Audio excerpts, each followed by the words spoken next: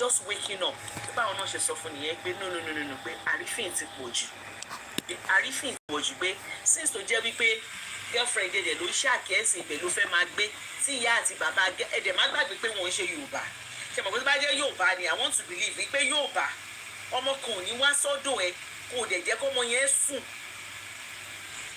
because ó sọ wípé Pakí ni wọ́n ó ní bọ̀t àwọn Pakí tó jẹ́ pé ìyá àti bàbá yẹn ìlú òyìnbó náà bí wọn sí kò ń ṣe Pakí tó ń wá láti ọ̀hún àwọn ó ní wọ́n máa ń ṣe bí òyìnbó ni jàmbá ọ̀jẹ̀ ẹ̀mọ̀ wọ́n máa ń ṣe bí òyìnbó because tí ó bá ń ṣe yẹn ni ọmọ wá sínú ilé yín ẹ̀mọ̀ pé òun náà ní ìyá àti bàbá ó wá ní àwọn play game ní sitting room òun wá kó òun lọ wọn ọmọ yẹn sọ pé òun kó òun lọ òun wá sùn sórí ṣíà láti alẹ́ àná ẹ̀mọ̀ pé yẹn sọ pé òun ti ń pè látago 9 òun wá kùn lọ sórí ṣíà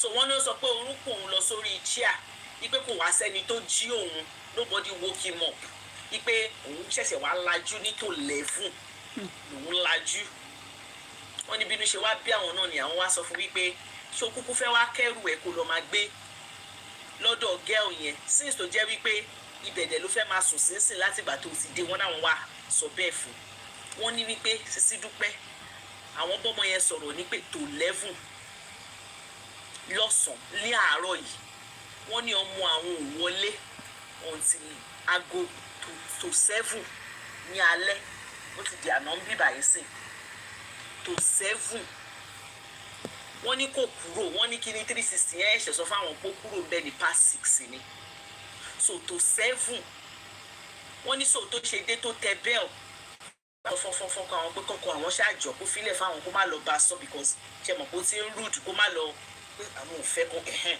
wọ́n ní sọ́kọ́ wọn ní nínú pé ìwọ náà ni kò lọ sẹ́tọ̀ ẹ̀kọ́ kan wọ́n ní àwọn òkun àwọn wọ́n ní pé sọ bó ṣe dé àwọn dẹ̀ lọ ṣílẹ̀kùn fún ní pé báwọn ṣe wá ṣílẹ̀kùn ṣe mọ̀ bọ́yìn báwọn ṣe ṣílẹ̀kùn fún àwọn wá ní ó ṣẹ̀ṣẹ̀ ń bọ̀ láago 7 mo ó bù pé ẹrù ẹ ló fẹ́ wá kó o fẹ́ padà síbẹ̀ wọ́n ló dẹ̀ dá wọn lóhùn pé pé ṣe bí you ask me to come and pack my things I'm here to pack my things wọ́n ní báwọn ṣe ṣílẹ̀kùn fún nìyẹn tó wọlé wọ́n ní àwọn dẹ̀ rí tó ń pack ẹrù wọ́n ní bò sí nínú àwọn ń wò pé òun halẹ̀ ni ipe bóyá kò máa lọ bọ̀ báwọn wò pé ó retí bóyá káwọn pè ó because wọ́n ní kò kí ń ṣe first time wọ́n ní pé kò kí ń ṣe first time wọ́n ní bí ẹlẹ́ẹ̀kẹrin lélẹ́yìí wọ́n ní pé ní bóyá bí last year náà bí ẹ̀ẹ̀mejì or something náà bó ṣe lọ tí ò dágbére nìyẹn tó lóun lọ patí kan àti ẹ̀kọ́ ó ṣàní bí ẹ̀ẹ̀mejì kan tẹ̀ wọ́n lọ́dún yìí náà ó ti ṣe ẹ̀kọ́ náà tí ò sọ fáwọn tó lọ sùn ta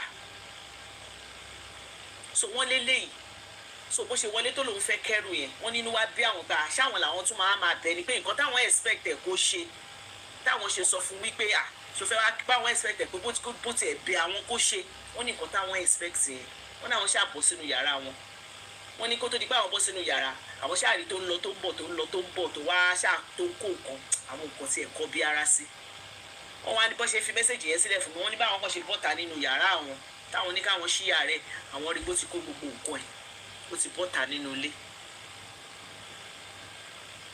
wọ́n ní àwọn rí bó ti kó gbogbo nǹkan ẹ̀ ó ti bọ́ta nínú ilé wọ́n ní so báwọn ṣe ń wò ó ẹ mọ̀ kíní 360 wọ́n ní fẹ́ àwọn dẹ̀ ní sìn wípé ó lè pa kíní 360 yẹn wípé as at the time táwọn fi voice message yẹn lẹ̀ fún mi wọ́n ní 360 yẹn ṣì ń ṣiṣẹ́ wípé because ó ti dé ọ̀dọ̀ ẹni yẹn ṣe mọ̀ pé kò jìnnà wọ́n ní ọ̀dọ̀ ẹni yẹn is just be 30 minutes away wípé so wó dà pé bóyá ó pe káàbù ni because àwọn wo káàbù yẹn tó ṣe ń gbé lọ so káàbù yẹn sọ pé ó ti dé ilé ẹni yẹn so àwọn mọ̀ pé bẹ́ẹ̀ ló wà because àwọn mọ àwọn kíní máa so ibẹ̀ ló kẹ́rù sí i tó lọ ìyá àti bàbá kan though I'm trying to understand that wọ́n ṣe dúdú torí ẹni kọ́lọ̀ ń jọ because tó bá jẹ́ dúdú ni I want to believe pé tó bá jẹ́ dúdú ara wa ni ó máa kẹ́rù dé wọ́n dẹ̀ ṣílẹ̀kùn fún because wọ́n ló ti palẹ̀ though ẹ mọ̀ a lot of ẹrù ẹ̀ wà ní school so ìwọ̀nba ẹrù tó kó wálé ó ti kó gbogbo ẹ̀ ó ti lọ ó ti kẹ́rù lọ náà fi voice message yẹn sílẹ̀ fún mi tó ń ké ipa àwọn òdẹ fẹ́ pè pé ṣé káwọn làwọn tún máa bẹ̀ báyìí sí pé kó wálé ni because kò ṣe first time tó máa ṣe káwọn kàn dẹ̀ halẹ̀ mọ́ lẹ́ni tó dẹ̀ kẹ́rù. That's the gist. So I think probably I don't know, Sha, if anybody wants to say something. Yeah. So, first and foremost, is an adult, is 20. The moment they leave under you and go to school, they become a totally different person. And the moment about in tatata, they totally change. So the thing I would say is, if I were her, I would call the girl. If she has the girl's number. And she any number girl, yeah, she doesn't need to cry. It's an adult. See, it's about to happen. It's bound to happen.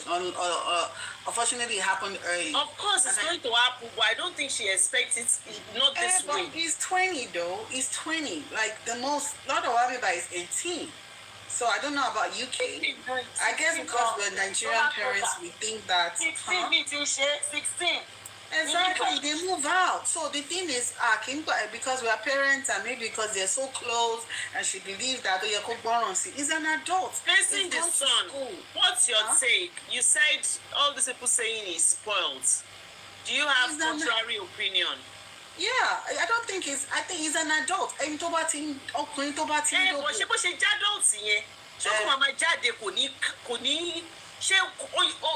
okay, what I want to understand. So let me ask you because they not learning. Does that mean he can go and come anytime? Yeah, because he goes and come anyhow in school. But he's not in school, he's at home. But you are telling them that when they now come back there for them to conform immediately like that, it doesn't happen like that. It doesn't. You see, when you live under your parents and you go to, and you called doctor yesterday? And you go to what do you call it, college, or you go to uni. You start talking to other people, you start wanting the adult. So if he's not going to abide, there's a rule you give left in the house. If he's not going to abide with that rules, what do you think he would do? He will go to where, there's freedom, he can go as far as if he wants to. And again, the other place, don't law, maybe we don't even know if the girl lives alone.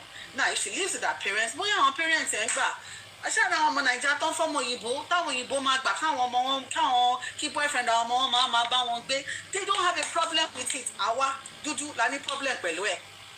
Àwa dúdú la máa ní problem. Ṣé Oyinbo àwọn I'm surprised pé Pakistani go gbà pé kí ọmọ wa máa sùn, but I can tell you. She said she doesn't have the girl's number. And then that's the thing. She should have asked him. She only has the address. I can guarantee you, Sister Dupe, baby yẹn dàgbé ni. Girl yẹn dàgbé.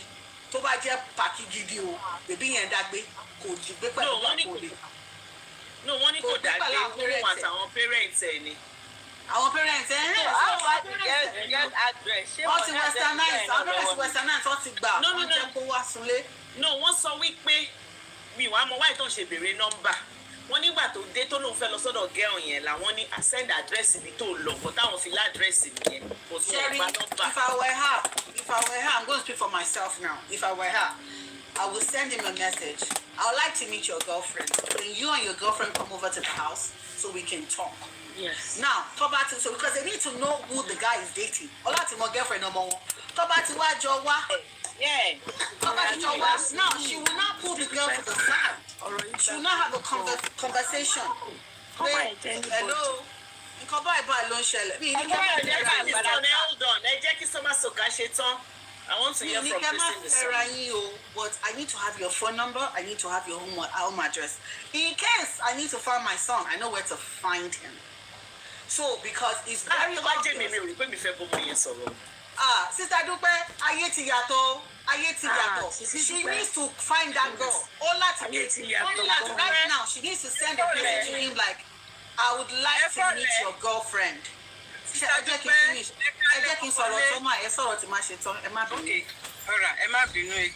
No, at all. She needs to have a relationship with that girl.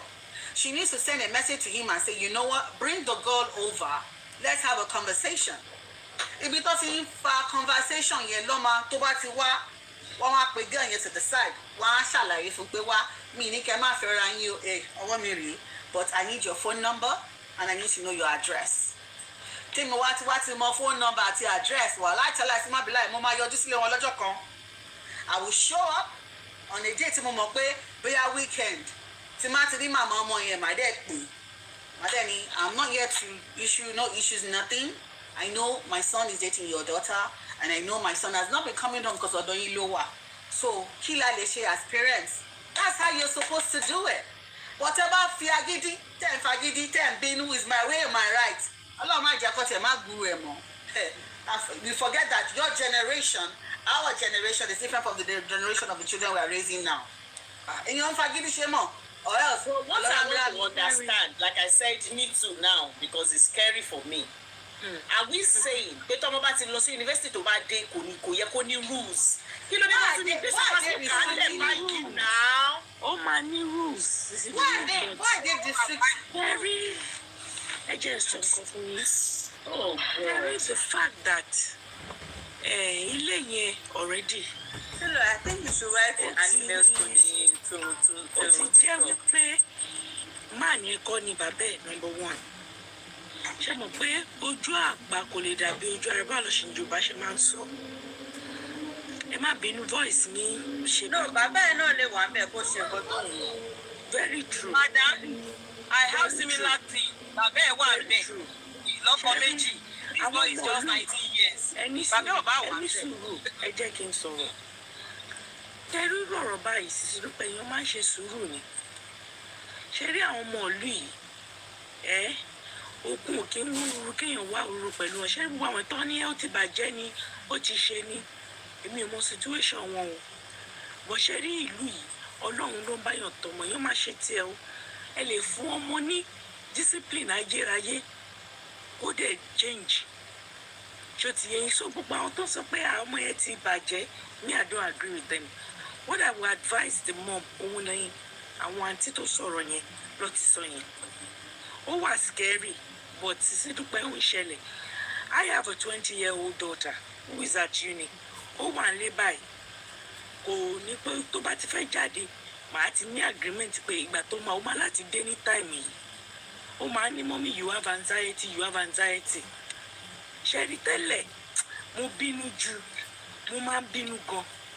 But mo wá realize pé ṣé rí ọ̀rọ̀ yẹn, you can't do that. If not, you push them away completely. Èèyàn á discipline ọmọ, wàá tún fọwọ́ fún àwọn mọ́ra ni. Ibi tí problem àwọn Nàìjíríà Mo sọ́nà wípé eléyìí is I think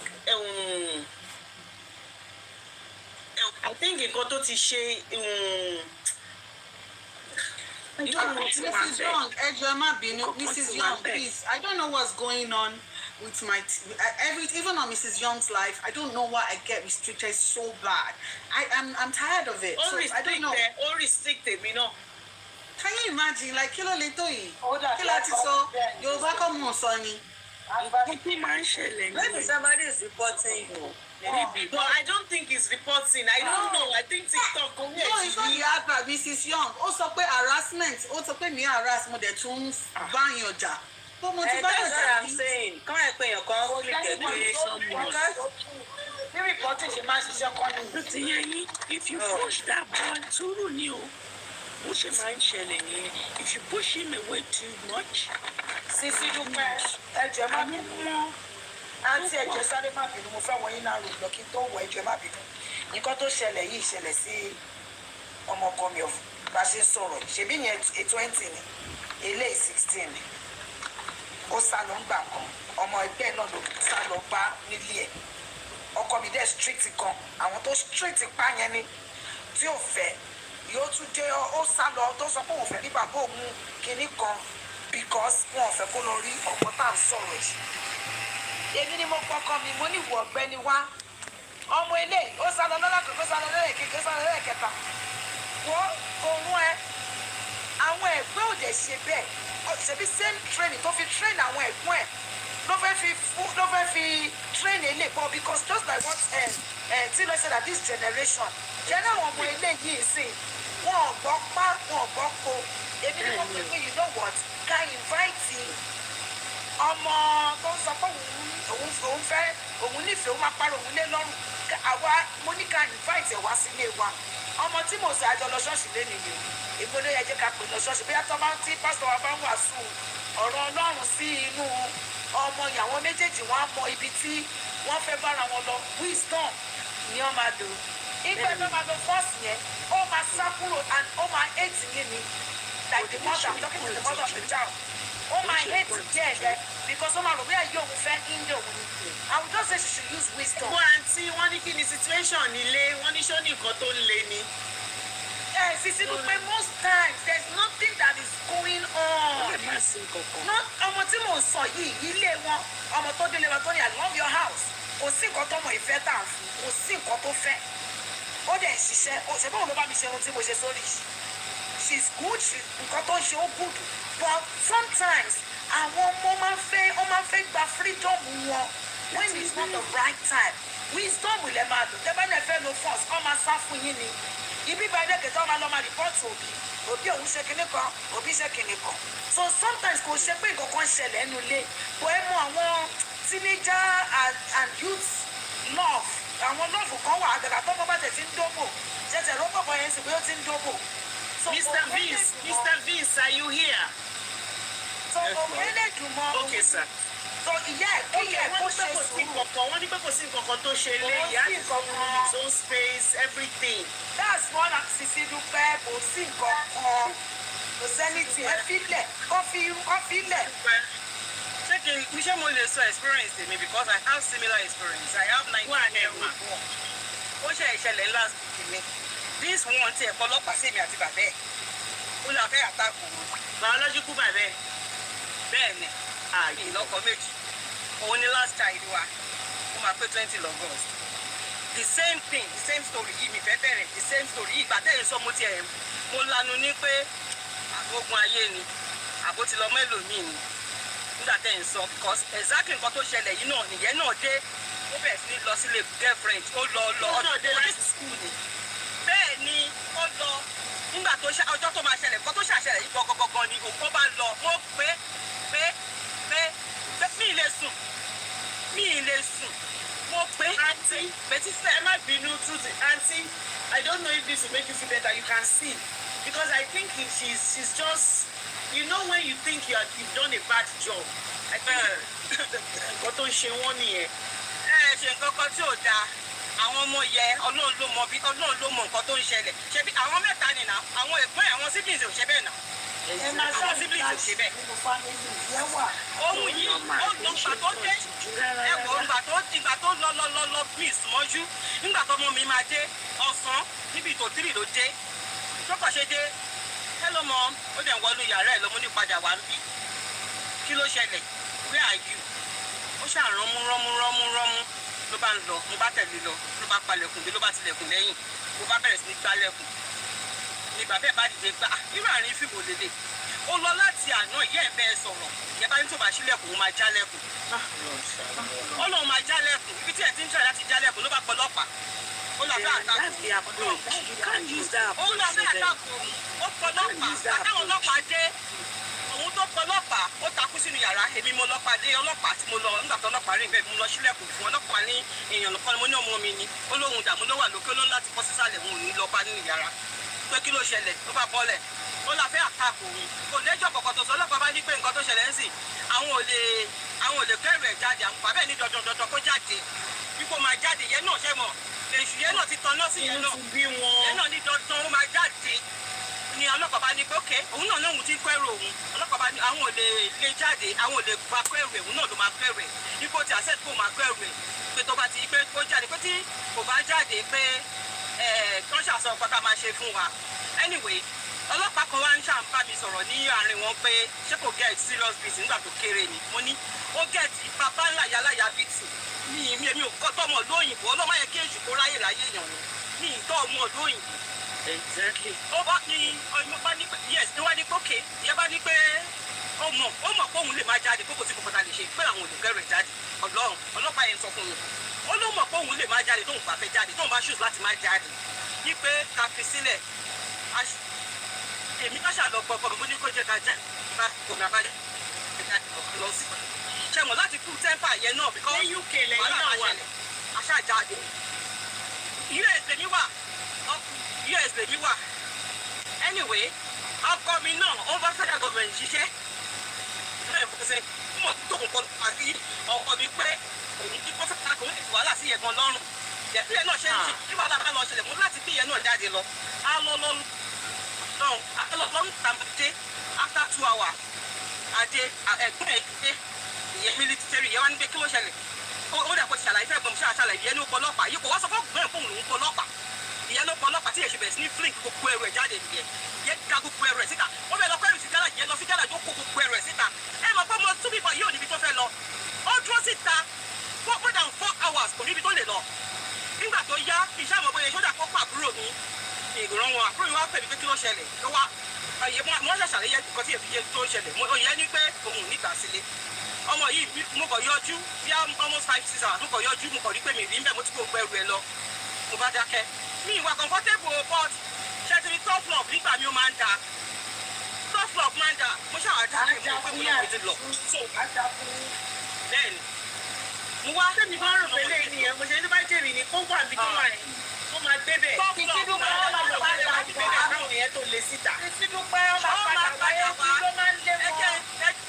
sísá dúpẹ́ ẹjẹ́ má tàn yín ìgbà tẹ́gbẹ́ máa bá a sọ̀rọ̀ ó ní ibi tó ń lọ àwọn yẹn ní parent o ẹ má rò pé ọmọ yẹn dágbé ibi tó lọ àwọn ọmọ yẹn náà ní parent níbẹ̀ àwọn ní àwọn parent ó lọ sọ fún un pé àwọn parent kan fún un ní 2 days kó lọ bẹ àwọn parent ẹ̀ káwọn tó sọ kó kúrò nílé àwọn ẹ má jẹ tọ̀yọ́ ọjọ́ kejì ló bá dé ó ti wá lọ pé àǹtí kan tó jẹ́ bíi family friend wa àwọn lọ́jọ́ wá lọ́lọ́ wá gbèdé ló ṣẹ̀ wá ń bẹ̀bẹ̀ báyìí sì á wà lẹ́nu ẹ̀ gbogbo òfin ayé yìí láti kà sílẹ̀ tó bá ti ó kọ̀ yẹ ṣẹ̀mọ̀ ó difficult láti jẹ́ kán lọ bọ̀ kéèyàn ṣàkárá àwọn tọ́nà bá gbà fún yàn ọmọ mi ń lọ ọmọ mi ń lọ rámírámí ọmọ inú báìbù ni kí ló ti máa ń pè pé ó lọ padà wá kí ló ti máa ń pè kí ló ti máa ń pè ọmọ inú báìbù tó padà wá àwọn ọmọ ayé sì ń padà wá but kéèyàn satisfy conscience èmi tó ọmọ tèmi o. ẹgbẹ́ ìjọkọ fún yín the ones that don't come back are the ones that kò sí kankan fún wọn lé the ones that know that there is no place like my home tó bá realize they always come back ọmọ committee mo sọ pé ebi ló lé ọkọ̀ọ̀kan rìnrìn 3 days àwọn èèyàn pè wá wọ́n ní wọn ní kinní kan wọ́n rìn kiri ládùúgbò àmàtúpọ̀ ọlọ́pàá náà wò tún rí wọn ìgbà débi débi tó dé fún rẹ̀ ló èmi ló kọ́kọ́ pè tó bẹ́ẹ̀ kí n jọ òun fẹ́ padà kinní kan mo ní ṣé ìta ti sun yìí ọkọ mi kọ́kọ́ tẹ̀ mo ní gbójú má pé ó máa fẹsẹ̀ ara ẹ̀ rìn wá fúnra rẹ̀ ló fẹsẹ̀ ara ẹ̀ rìn wá undertaking tẹ̀ ní ọkọ̀ yìí ó àjọkọ́ ni àjọjókòó ni tó múwèé CPS nǹkan ẹ̀mẹ́rin ló pààrà lé wá ní gbogbo December kinní kan gbogbo irọ́ tó pa onílé wọn fóun ló ń jẹ wọ́n fìyà jò ó wà ń kà. ẹ jẹ́ kí n gbọ́ from SISIDUPE. ẹ má bínú everybody ẹ káàárọ̀. ẹ káalẹ́ sis mi. mo gbọ́ nǹkan tí Mrs. Young àti aunty Truth ń sọ but ẹ má bínú èmi mọ ọmọ tó ti parẹ́ lórí ọ̀rọ̀ yìí o. ẹ jọ̀ọ́ ẹ má bínú so mo mọ̀ pé direct experience wọn náà sọ ó dẹ̀ dùn sọ o but ọmọ mi ti lọ lórí ọ̀rọ̀ yìí so all fẹ́mi kọ̀ fẹ́ sọ ni pé on the one hand the true experience tí Mrs. Young àti Truth ní tẹ̀lé sọ̀rọ̀ tí wọ́n share it's good but on the other hand the same tough love yìí ló ti mú ọmọ kan parẹ́ o. So, Ejo, all I'm trying to say is, somebody come down to level of but SISIDUPE, are we going to call this tough love per se? You understand? He has been doing it. And they have always said, I understand what tough love, I don't think they even do, I think this is their first attempt at the tough love. Sister Dupe, nǹkan tẹ́bi mi by tough love, mo go behind the door, I walk with ẹ mọ̀ pé mo láàmú mo sọ pé mo jẹ ẹ̀gbọ́n ẹ̀ síjẹ́ ọ̀pẹ́ ẹ̀gbọ́n ẹ̀ ń tẹ̀lé ẹ̀gbọ́n ẹ̀ ń pè ó ń bá ẹ̀gbọ́n ẹ̀ sọ̀rọ̀ ṣẹ́mọ̀ṣá èmi mọ ibi tó wà ẹ̀gbọ́n ẹ̀ mọ nǹkan tó ń ṣẹlẹ̀ sí níbi tó wà ó ṣe pé mo close eyes ní pé àfẹ́ rí mọ́ then àǹtí tó pè yẹ èmi mo gbogbo mo lọ sọ fún àǹtí yẹn dáǹtí yẹn lọ fi ń pè é èmi ò kàn fẹ́ kí bàbá ẹ̀ mọ̀ ni dáǹtí yẹn wá fi lọ wọ́ pẹ̀lú ẹ̀bẹ̀ ní pé àwa ṣe bínú sí dáǹtí yẹn wá fi trace ẹ̀ lọ síbi tó wà kó fi wá lọ bá sọ̀rọ̀ kó fi gbé wá lé èmi go behind the door o èmi ò close eyes mi pátápátá o obìnrin lèmi o but èmi jẹ́ kó dàbí èmi ń tú ẹ̀bẹ̀ ní pé èmi gan bínú pẹ̀lú bàbá ẹ̀ nísìnyí ìgbà tó padà délé lójú ẹ̀ ń rò pé mi àti bàbá òun la jọ ń bínú wípé bí àwọn yẹn wá gbóhùn bẹ̀bẹ̀ ní èmi ò ṣíwọ́ lọ́kàn ẹ̀ èmi ò ṣíwọ́ lọ́rọ̀ ẹ̀ omi ìdíjú wá pátá àwọn ọmọ tó kọ́ ṣẹlẹ̀ o. ó dáa bẹ́ẹ̀ ṣe sọ yẹn ń sìn because nǹkan tẹ́mi gbọ́ ni pé ẹ ti yàn ọdẹ nǹkan tó bá wù ú ni kò sí. èmi ò yan ọdẹ ọmọ tó dúró síta padà wà ní òníbi lọ òríbi kankan lọ tí tó bá níbi tó ń lọ ọmọ dúró síta nínú òrùn mo fa wà mo ń yọjú wò náà ọmọ dúró síta kò mú mọ pé kò ríbi tó ń lọ. Because nǹkan tẹ́mi kàn sọ ni pé at the end of the day ẹ lè tún negotiate pẹ̀lú ẹ pé ibi tó bá fẹ́ lọ kó máa lọ bẹ́ẹ̀ ṣe sọ ẹ mọ ibi tó wà ẹ pé kẹ́ bá sọ̀rọ̀ kẹ́dẹ̀ ra fílẹ̀ at least tó bá fẹ́ padà wálé ó lè padà wá tẹ́ bá dẹ̀ fẹ́ reach ẹ lè reach ẹ but it's not. ilé ìjẹ́ ti padà wálé nǹkan ti wá. no ẹn tó ń sọ̀rọ̀ ẹn tí mo sọ pé there's a happy medium pé at the end of the day ó ti lọ ẹ lè bá sọ̀rọ̀ kẹsàn pókè o ibi tó fẹ́ wà nílé that's fine force ẹ but at least kó mọ̀ pa wà bí fún ẹ a lè wá máa check lórí ẹ wọ́n lè ṣe wọ́n lè negotiate anything mú kàn sọ ni pé kán má dànù completely because nínú gbogbo eléyìí tí wọ́n bá fẹ́ ọmọ wọn láyé wọn ṣáà lè máa ṣe wàhálà yìí because ọmọ tó ti lọ at least ọmọ tó wà láyé ẹ lè máa negotiate pẹ̀lú ẹ. So, in Kotemi Confessor, that's why I said, when I first said it, I said, all she needs to do is send him a message that I want to meet your girlfriend. Kewa, Sile, let her come to the house. Hug my phone number, hug my address, Sile. She needs to know the girl's family too. Sorry, Sile, I don't be. You're not understanding what we're saying here. Now, tough love is not you're pushing the child out. There are some children, they want to go out there. They want to be free. You are holding them, you're stopping them. They want to do them. I take it so personally from me. I am that child. I want to be out. I don't want to stay. My father did I don't want to get no favor. I just want to do me. I want to explore. So some children are like that. You know what I would say? Tell me, see, but you know, if people say, some of me, come on, come on, say, oh, Benny Long. But if my own is, I will just tell you, anytime you want to come back, the door is there. Because they will still not hear. They don't want to, they just want to be on their own. They want to, there's a thing that you're doing. There's always that one child in the family. We always have that one black sheep child. So when they say tough love, I say, oh, no, you're not. One is there a way that only shame without having any communication. Well, Jesus. SISIDUPE, if she doesn't want to hold Ejema Binitru thoughts, if she's not comfortable talking to the girl, she can do it. She doesn't need to talk to the girl. All she would just tell the boys, I'm your mother, okay? And me, they read that board, that's what's in a conversation. Read that board, I'm just trying to protect you. But if you feel this is the way you want to go about it, always have it at the back of your mind that I am warning you, but I will still be here for you. Emma pressure you, because when you pressure too much, there's always a problem. They don't want to be around you. They don't even want you in their, some of these children don't want you in their business. So I'm not saying that you cut him off. Just have a conversation with him, but don't pressure him.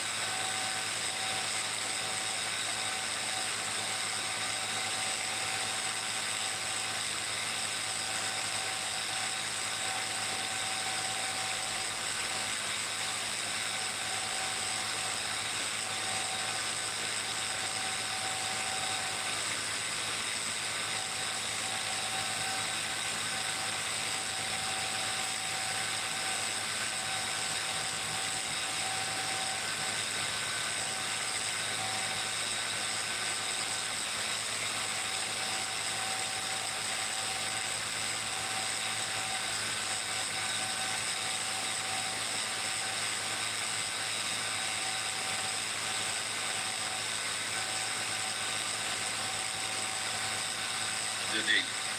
Summer Soccer, what's up? How are you? I didn't show you. Also, how you doing? I'm good. I did jollof rice, fried rice. Not call my name, the next route to sing.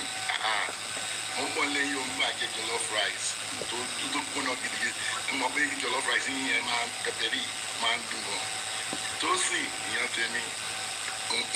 On mother in the house. Olubi. Hi. Anyway, my own sense is, I don't think the stepfather should have been given him condition, because you're giving a 20-year-old person condition to Matideli, I don't think it's right advice. This is an adult. And to do only get me and do this back in there. She had 2 more uncle.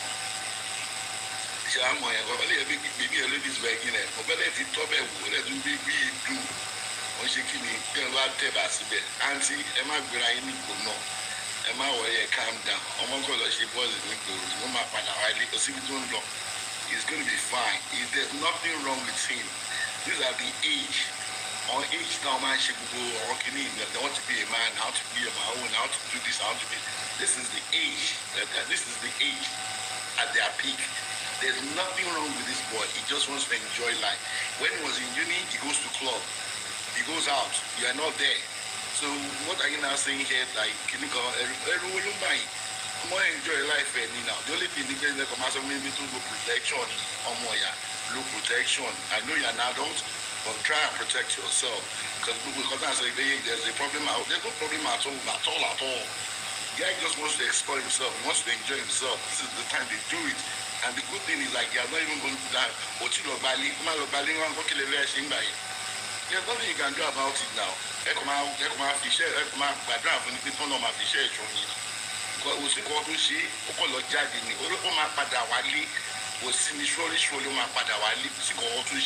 So auntie me, Emma worry around.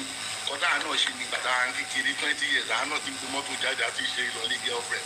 Maybe I'm a joke only, I'm a play. This is my best man, but only. I remember one time I stole my father's car to go and visit someone in Bosu. I did work love visiting on Bosu. No. Obviously, my wife, I even if you're looking at my wife, no, she life with me.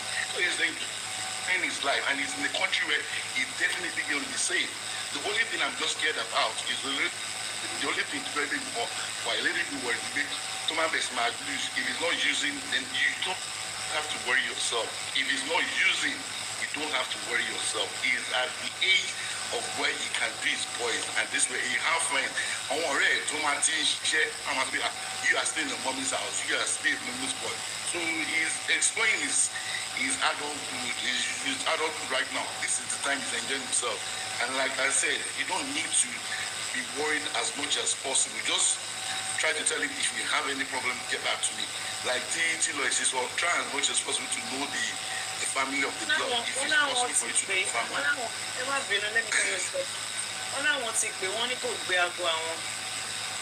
And say, well, because what you trigger it's fine. And what you trigger what you trigger answer of me the people is the one to do answer of me the trigger because he's gotten to a state level of you have to come in home at this time at 20 years. So he's at the adult age of him enjoying himself. So auntie Elo for Koran Valley, just make sure that he's not using. Tomati my go to use is fine. You come back home. Oh, Gamelo. I know she now pada silly now. Thank you, L.I.V. Do you want to say something? I want to ask a question. Show more any of the boys' friends. Show more Rekoko. Show more anybody more. Madam, she will answer. I don't know.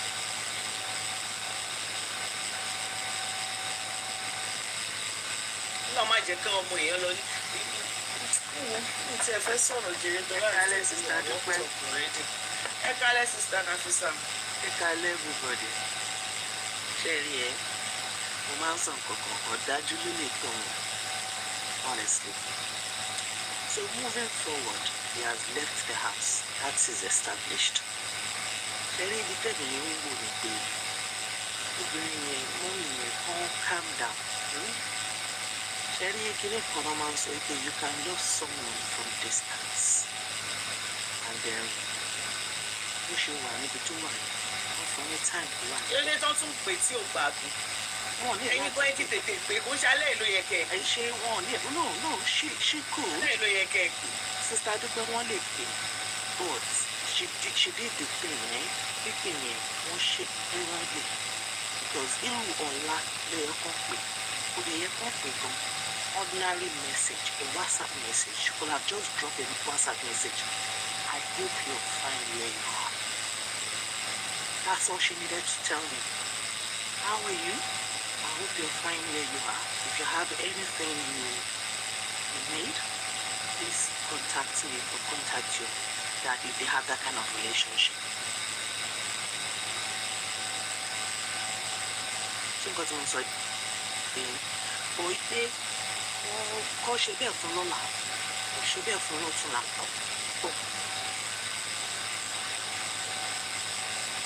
Say, when are you coming back home?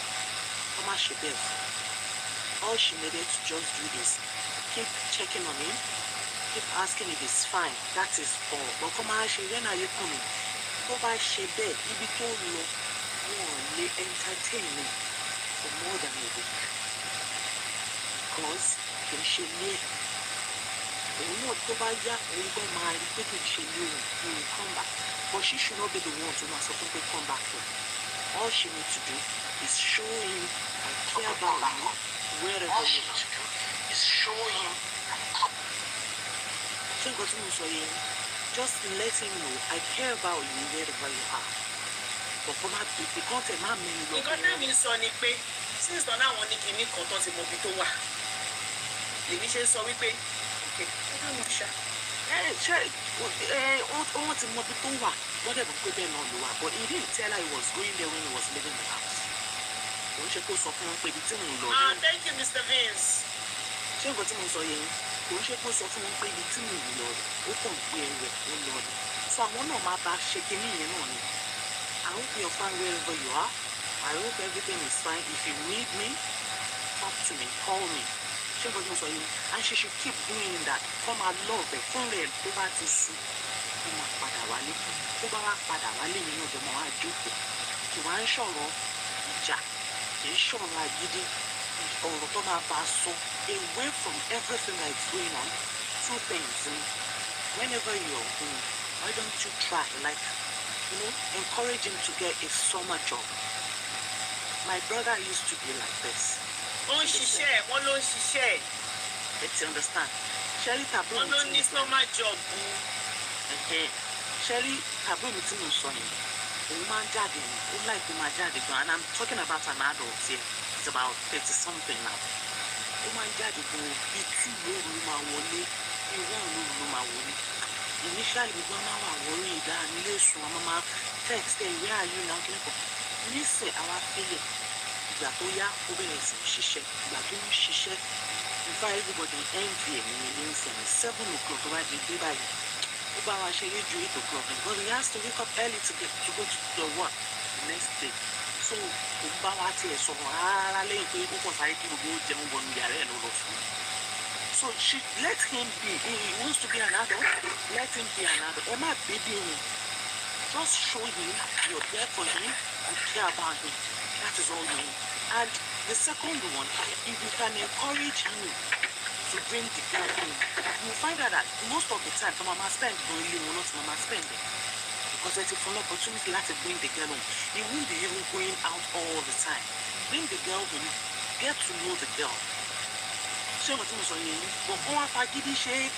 has to follow my will, he has to follow well. So just love him from distance. Love him from distance.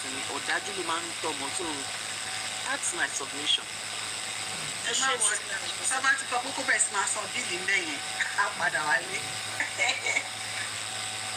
Because you start paying bill over there. When they start telling you, you start paying bill. See, Lloyd, one can't pay bill, you know, if it's just a man, and somebody, yeah, because where is coming from is not paying no bill. So when he goes back, they tell him start paying bills, he will learn it. And it's his first, you got to understand, it's his first love. Yeah, it's fresh love. You know, who are stupidly in love right now? Exactly. It's normal.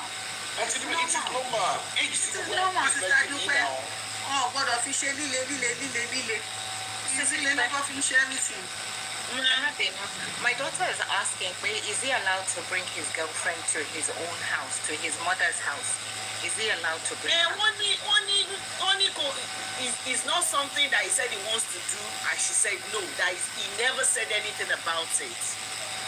But wọ́n ní ọkọ àwọn gan ti jokingly wọ́n náà ọkọ àwọn gan jokingly sọ fún nígbà tó lọ lemọ́lemọ́ síbẹ̀ yẹn kọ́kọ́ àwọn sọ pé ẹni tó lọ sọ́dọ̀ ẹ̀ ò dẹ̀ móhùn náà wálé kó ní kó ṣàṣọ slides ló pé good time or something like that.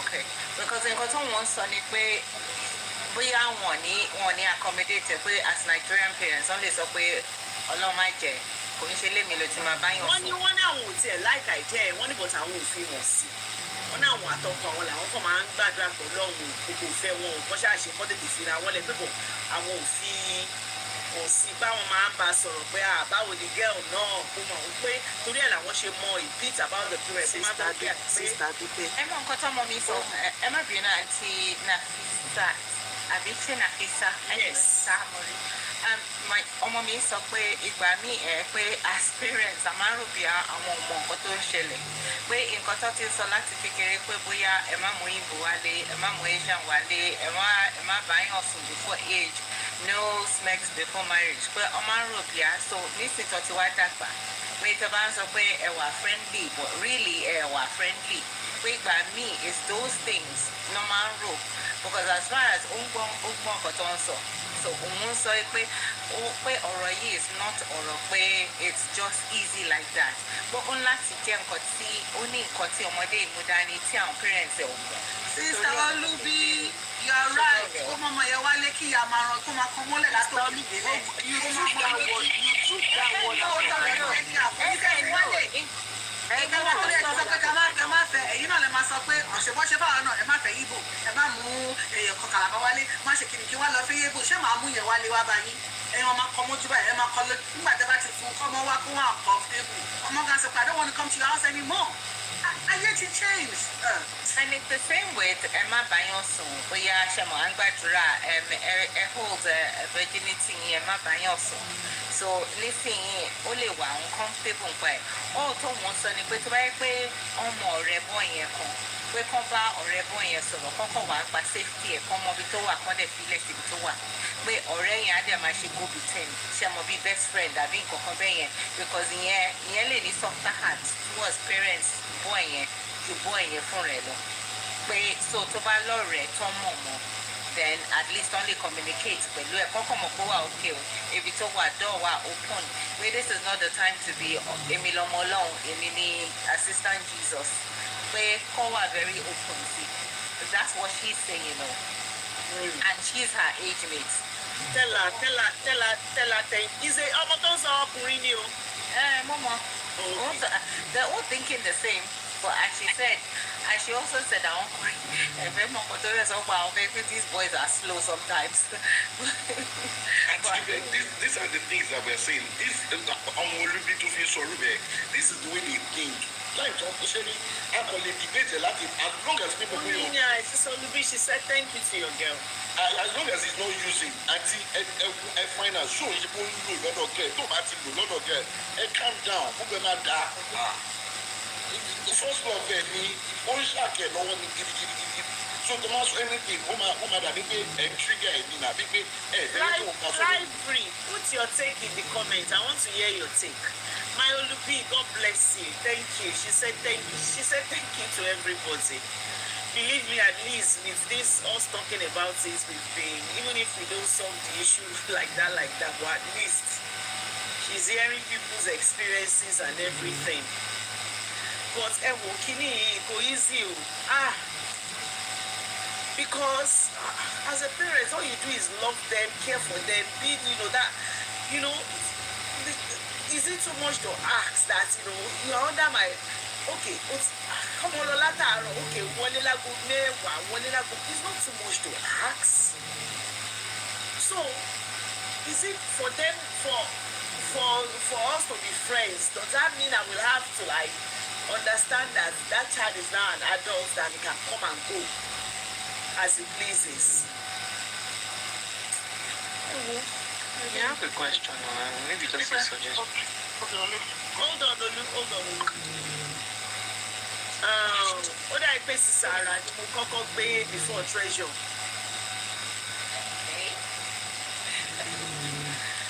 Good evening, everybody. You know why I'm smiling or laughing?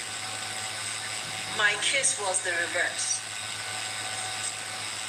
A girl came looking for my boy. And, oh my God.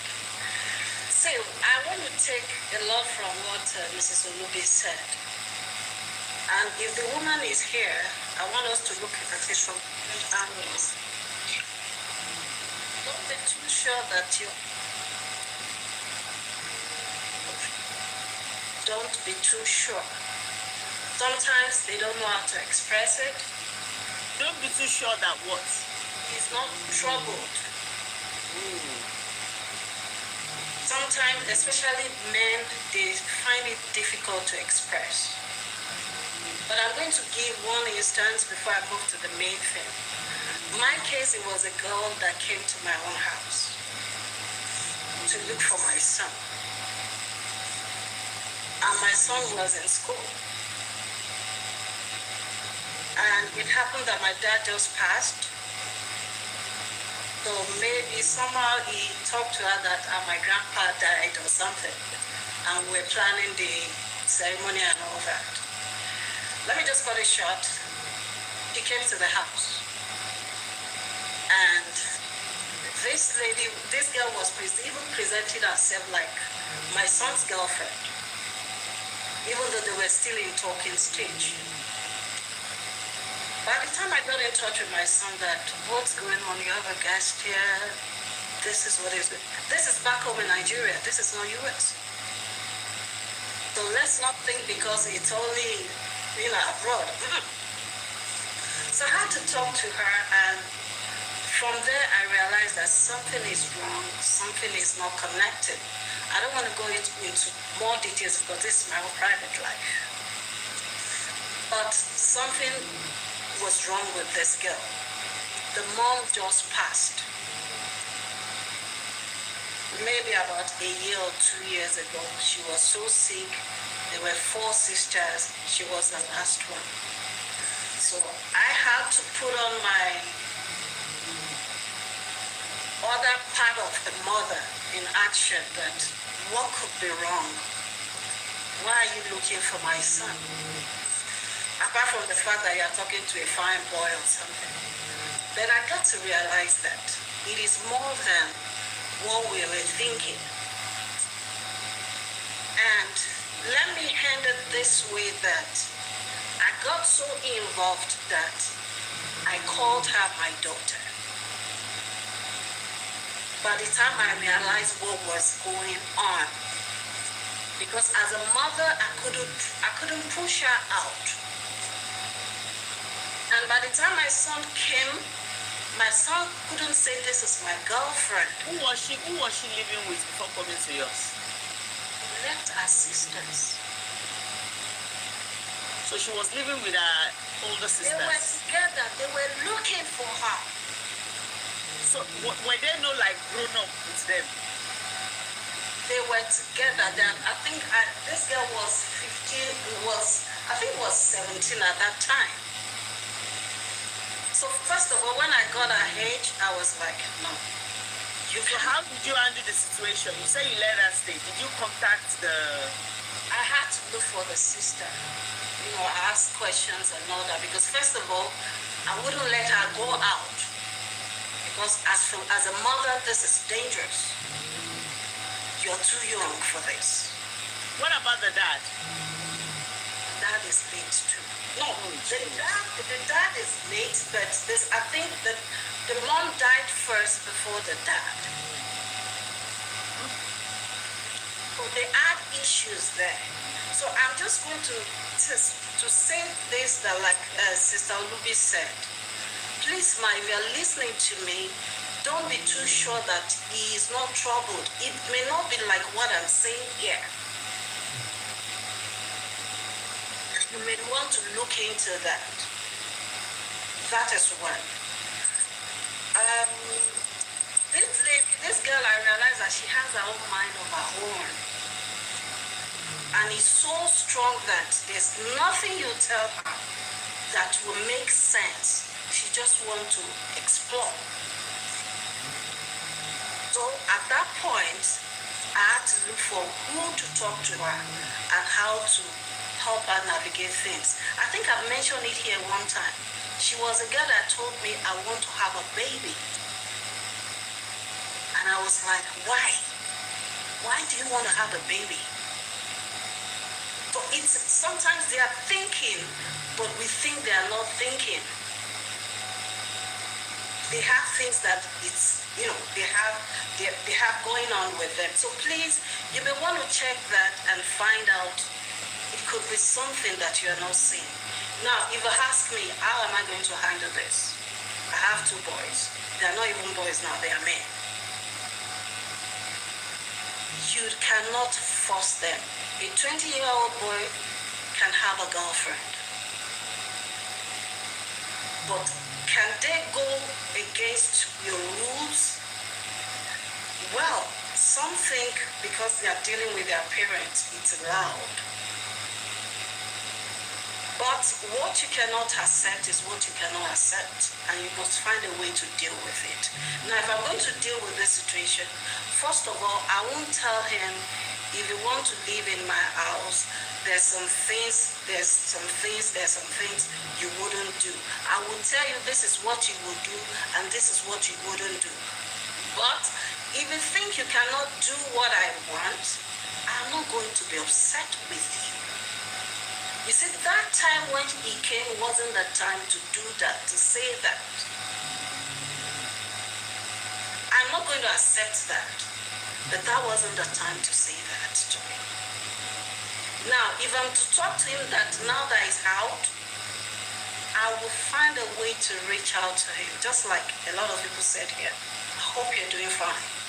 I hope all is well. Can we talk? And if I could get a chance to talk to him now, all I want to ask is, you've done this once, twice, 3 times.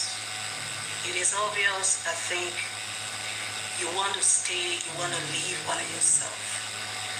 Please, if this is your decision, can we talk about it? Since you've decided that you can do some certain things for yourself, I'm not going to stop you. In fact, as a matter of fact, you're 20 years old. Why not? You can. But can you please carry me along as a mother, because you know I'm going to be worried. I want to be sure you are fine out there. So, is it time for you to get your own house? Is that what you're looking at? Do you want us to talk about it? So that we can see how we work that out for you. Along that line, that is when I'm trying to let you know the financial implication of what you're about to get yourself into. Because you won't be taking those decisions, and I will be the one financing those decisions. And that is where they will say, Itamali or Mowale at some point. So it's not about, you can't stay here under my, I have rules, you don't have to abide by them. But if you want to choose another path, can we talk about it as parents? I'm ready to support you, to guide you the way to go about it. You want to live alone? Where do you want to live? Which area? You want to have a girlfriend? In fact, I don't have any say. I'm not ready. See, as for me, I can know that you have a girlfriend, but I'm not ready to be part of, this is my girlfriend or whatever. You guys do whatever you want to do. I'm happy for you. But just know, as a mother, I'm going to be worried. I don't want anything to happen to you. Could you please carry me along with you. So that you want to live alone, let's look for a place for you together. Let's be part of it. So that eater that will send him back home, that life is beautiful, is saying, the financial aspect of him will make him come back home or talk to you as a mother. And as a matter of fact, why do we think a 20-year-old person can stay alone? Why do we think it is too much to chew? We have people that send their children to US here and they live back home in Nigeria. And their children are doing fine. So as for me, I just felt that the time they told him those rules, or they're trying to reinforce those rules, wasn't the right time. Welcome back home. Or a while, we have to talk about it.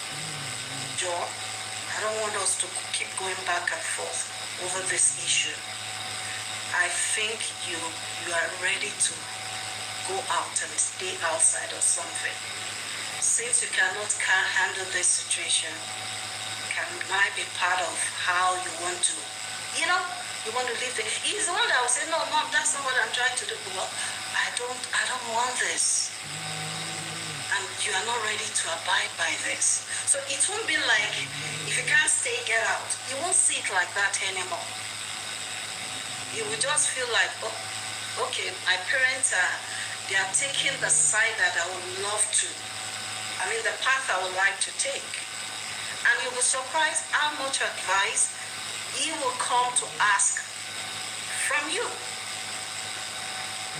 So please, you've not lost your son. He may just be doing his own thing. Some people don't like to be talked to when they get to some certain stage, and there's nothing you can do about it. But I don't think it's a matter of being a bad child or something. He is in that stage that they are rebellious. They don't want to hear, not because they are going to turn bad. No. They are just experimenting a lot of things. And it is time to guide them, not to fight them. When you say it is tough love, it is not about fighting. It's about walking that path and journey with them.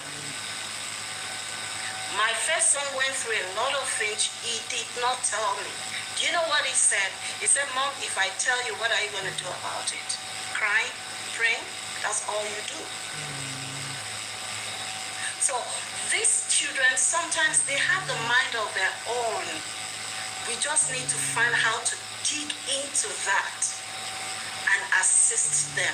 I don't think there's anything wrong with your son. And I don't think he's exploring in a bad way. Like Life is Beautiful said, as long as he's not using stuff, you are safe. Your son is safe. But please, this is not the time to say, go and live where you would. No. I want to be part of that journey. If it's time for you to leave, I'm going to support that. Just tell me what you need. What can we do to make this transition to be better? So that's what I think I would do. The other one that I said, try and find out whether there's something that is going on that is not even saying out. So, I wish you all the best, madam, if you can hear me. So that's all I have to say. Thank you, sis. You can use my box as... Thank you. Olu. Sadukwa, did you see your message? My first question was going to be to the woman that I don't know if she can answer you or it's fine. Does that 20-year-old boy, was he working? I don't know. When I say working, it doesn't have to be like a fast food restaurant. Is he doing any internship? What kind of responsibility has he started taking at 20, right? And I'm asking because, so what's that Auntie Ara said? Parenting these new age kids, you have to have a mixture of being firm and being able to speak to them, right? So I agree with some things that she said. If he's not working, he needs to go get something part-time, right? He wants to be a man, you know. He wants to be able to go out when he wants, come back when he wants. He needs to start taking some responsibilities in the house. He works perfectly. If he now decides that he can't take some responsibility, which might be paying a little bill, I agree that if you're going to live under my roof, I don't care if you are 30 or 35. Now, the older you are, the less strict I will definitely be. But everybody should have ground rules in their house. As old as we have certain things that we don't want visitors or family to do in our own home, right? And when we go to people's homes, we respect it. He needs to respect it. Or you need to start having conversation on if you want to be a man and you feel like it's time to explore, then it's okay for you to start looking at places. I 100% believe in that. Sometimes and it's normal, I'm guilty of it, we love our kids so much, we want to shield them from everything. So I don't blame the mom. If she's not feeling like this, I'll be shocked. But like Stara said, I know people that when we finish from ISL, SISIDUPE, at 16 I finished secondary school. A lot of my friends that traveled abroad, went abroad, UK, Canada, US at 16 years old. Their parents were coming and going maybe 4 times in a year. They were in the dormitory, they learned to read. I don't think they're a spiritual person, but this is the point. See, Mama, and that's the truth. You need to also speak to him about you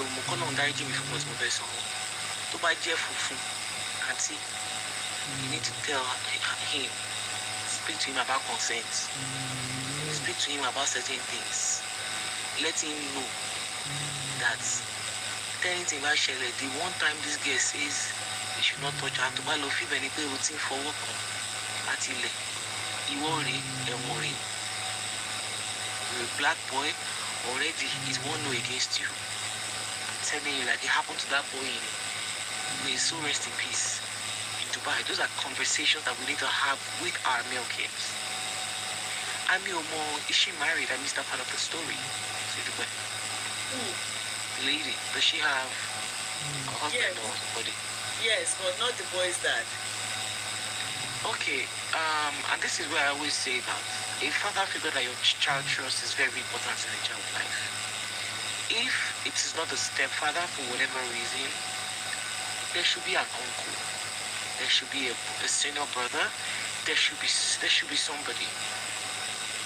Because there are certain struggles that some men, boys, is a man to me anyways, will go through. They want to talk to their family man about it. For me, my brother is kind of like a father figure for my daughter. My dad is present, but emotionally not so much. Do you get what I'm saying? At times when she picks up the phone, she calls my brother. Sometimes I used to feel kind of jealous that, why couldn't you tell me, but you want to tell Uncle Budi?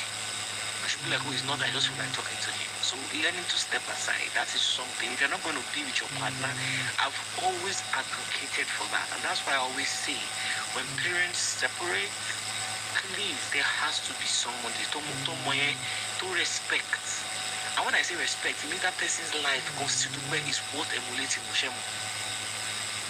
The person's life is worth emulating. This is a chance when that kind of man will take him under his wings. Not that he would stop everything that he's doing, because I'm sorry, he's 20. If he even just started exploring at 20, to me, he's still a good boy. Me, I don't think growing up in secondary school, secondary school. They wanting having SCX. I remember when I flashback sometimes, I think about the way you didn't know how are these people doing this thing. So if he just started exploring at 20, he has to explore. He has to explore. If I don't go now, it's normal. It's very normal. I know you don't want to hear it, but 20 and he's just exploring, my darling. All you have to do is guiding. Oga, do you use protection? And this is why I said that a man comes in that he trusts, because you might not feel too comfortable having those conversations with him. But unfortunately, that's the kind of conversation that you need to. You will tell him if you get any girl pregnant, don't think you're going to be a deadbeat. Those are the things you need to start using to boost fear in it. To love for anybody. It is very normal. A 20-year-old not wanting to explore sexually. I'll be worried if my 20-year-old is not curious. I just don't want to speak about it as Africans. How many of us here? I don't. Nobody has answered this question. How many people here now in Soroko? How many of you were virgin at 20 or 21? How many of you were virgin? They can't say, "No, I can drop hypocrisy and my parents to say I want to be okay." How many of us were virgin at 20 or 21? I understand. Don't emphasize too much, because it's not the fact that that's not the issue. Then what's the issue? It's disrespect of wanting to, I'm a man, like. But I'm emphasizing on that part because it's because he is doing that is making him feel like a man. So we need to speak on it. He too feels like that's part of what is making him feel like he's a man. I know. I'm not saying that he is. I am telling you what is making him feel like a man. No, not I'm not saying it is right.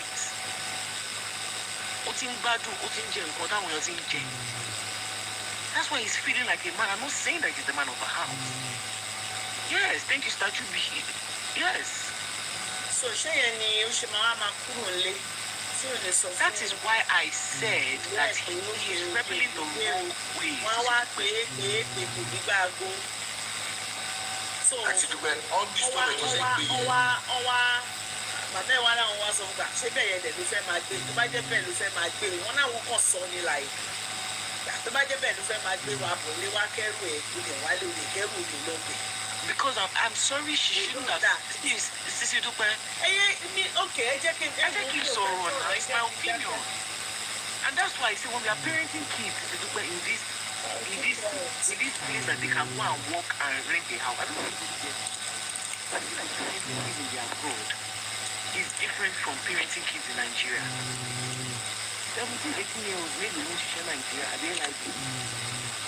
Ogami is 24 years old. Ogami is 24 years old. A lot of people move on for that.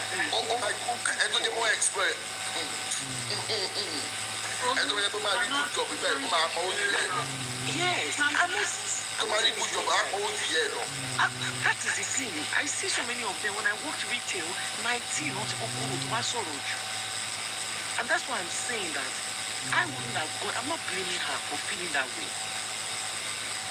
I would have told him, hey guy, you live under my roof. If you feel like you're a man enough, you don't want any kind of curfew, just like Sister Ara said, you have every right, right? But these are my rules. This is what I want for your safety, for my peace of mind. If you're going to stay out past this particular time, you have to let me know. And if he says, oh no, I don't want to let you know, I'm a man, I'm a man. So if they step down, there's suffocation for repair on the roof for the share. God forbid, there is a bad share, I want no mad be. Only in school. Then let him go, and he has a point though. If he was in school, go. Hey boy, he's not in school. Then let him go and do boo. What do you want to do? Oh, look, can I quickly say something, please? Not being Sister Dupe, when I came here, I was already 21 and I already did my first degree, right? My dad couldn't comprehend the fact. So when he would tell me to come on at 9 o'clock, I would look at him like, are you kidding me? What's my first degree? I'm 21. Do you know that you're not be restricting my... We were clashing like real bad. Because he's like, okay, but I'm an adult. At that time, I was working. I started working, making my own money. Thank you, Tilo, to get my point. Money. So he's like, when he started telling me if I go watch a movie and I come back at 9 o'clock, he'll be like, where are you coming from? And I'm looking at him like, I went to go watch a movie. To me, it was weird.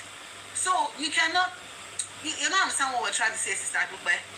Is you're looking at it as a mother. Yes, you are mothers, and we appreciate you being mothers. But you have to realize that when they get to a certain point in their lives, you cannot lemon anymore. Like, before. Lloyd, I was 19 when I changed it for my mom.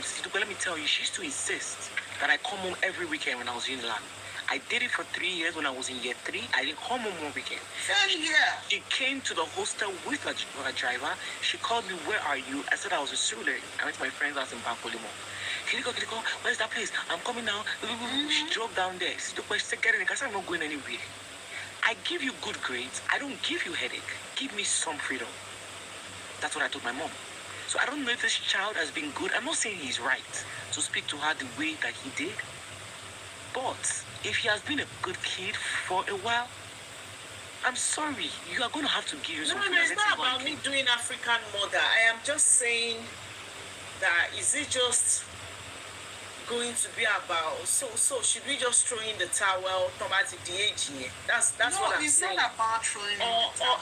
No. What I want to know is if I am giving you this is the rules to follow.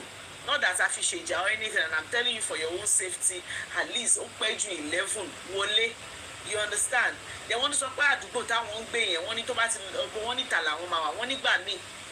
I want myself from my own book, wherever you are, I will come and carry you. One equal I won't come I won't come marry to collect Mommy's boy.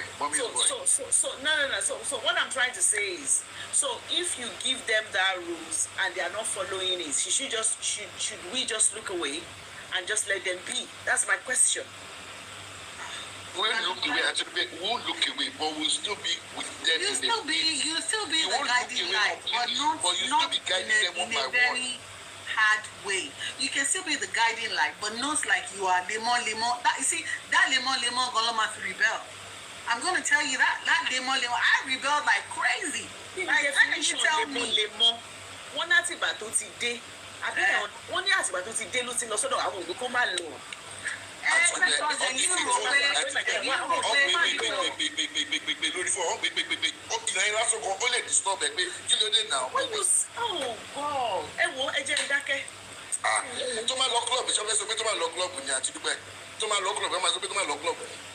Exactly, someone told me school. Some of you go to school 3 p.m. or 4 a.m. in the morning. Some of you 2 a.m. in the morning. They don't know. So you're telling someone, so I should come home and then pretend to be a good person. When at home, I'm at school, I'm free. Someone, and you can tell, you can understand. It's like, like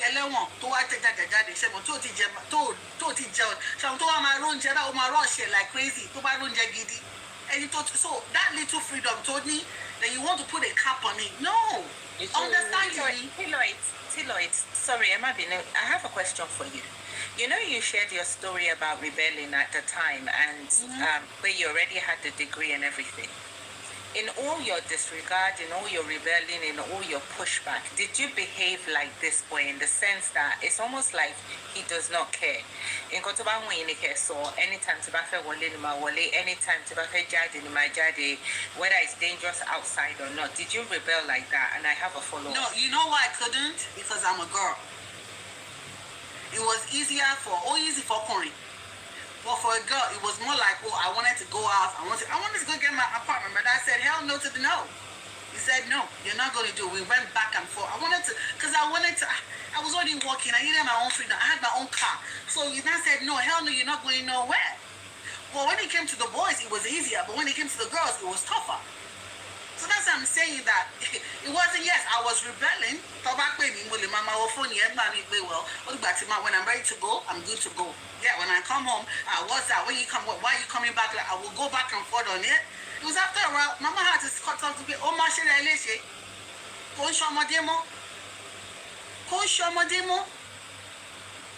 so because we think that yes, we raised us, we're good, you are parents, but it gets to a point where as the Adurani, my mother would say one Adura moving showing Adurani, because when I told my mom when I was back in school I went to Benin, and now I went to Benin to a party, and my mom still called me that and she said, Bolo, Olu, you know what I'm talking about? I was in school, but I wasn't in school. I was in Benin.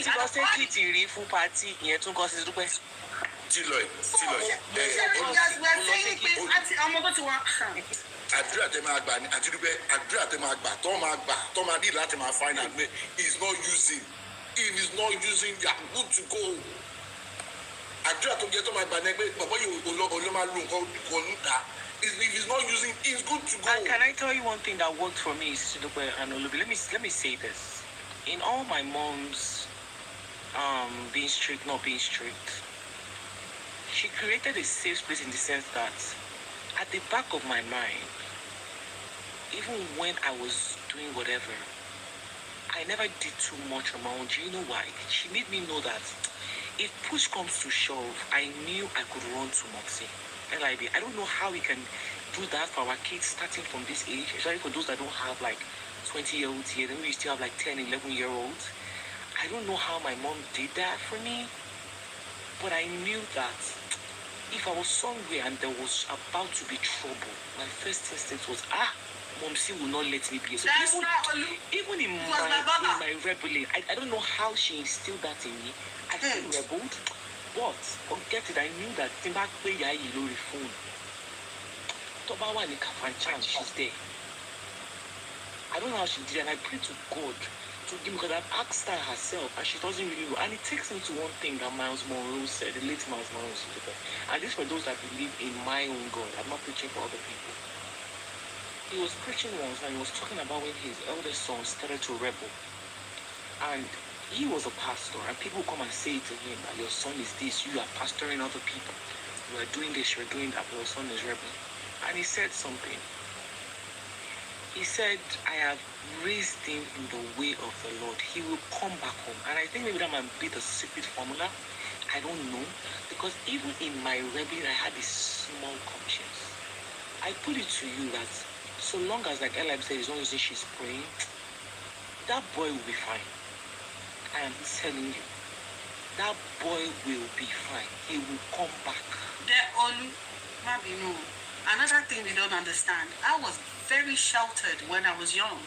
They never let us go outside by ourselves. We don't mingle with everybody. You see, when I got to uni, at the age of 16. That was the first time I actually put perm, did weave, did my nails. My mom said, well, to college.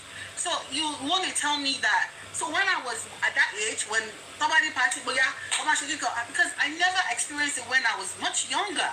So if you had lived a sheltered life, you think none of boys that they don't have an opportunity to go to college, they need to hang out with their friends and do stuff, then you think that child is not going to go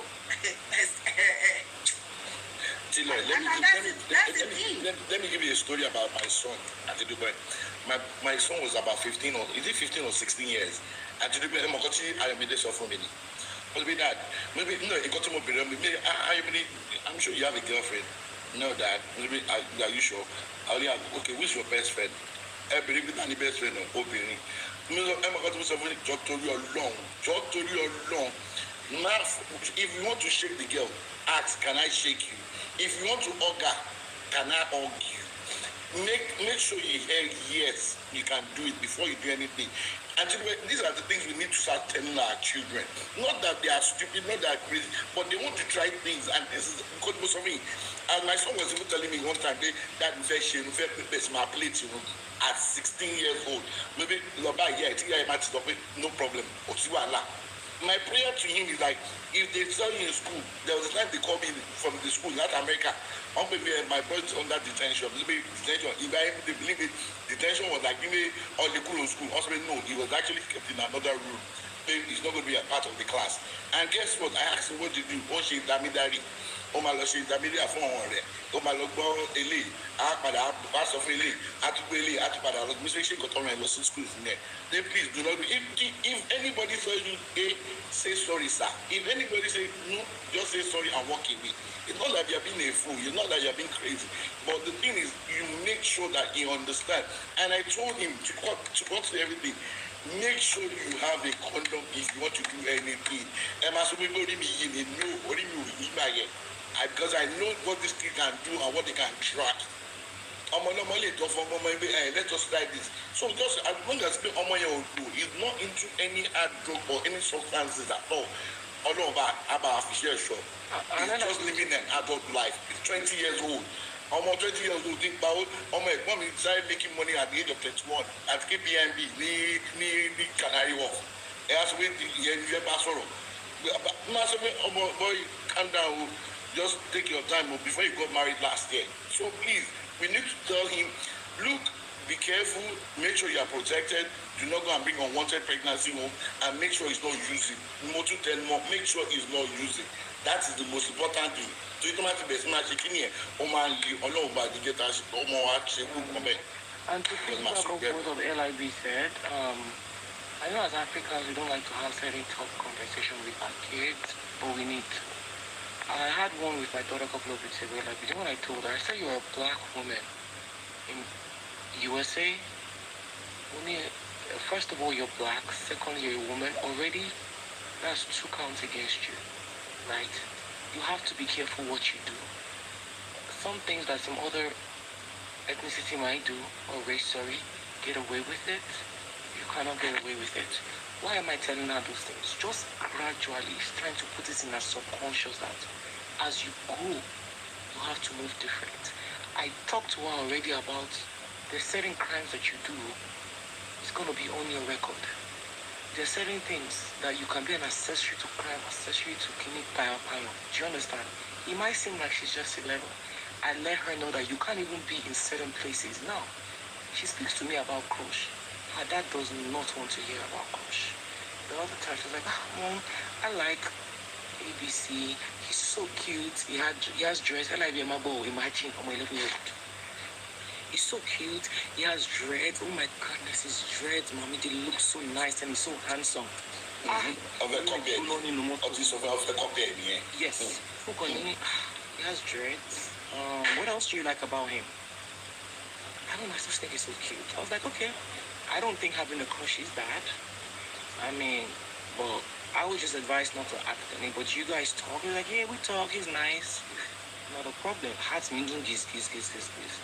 But the one thing I did is I redirected the conversation. I'm like, I know that you're that age.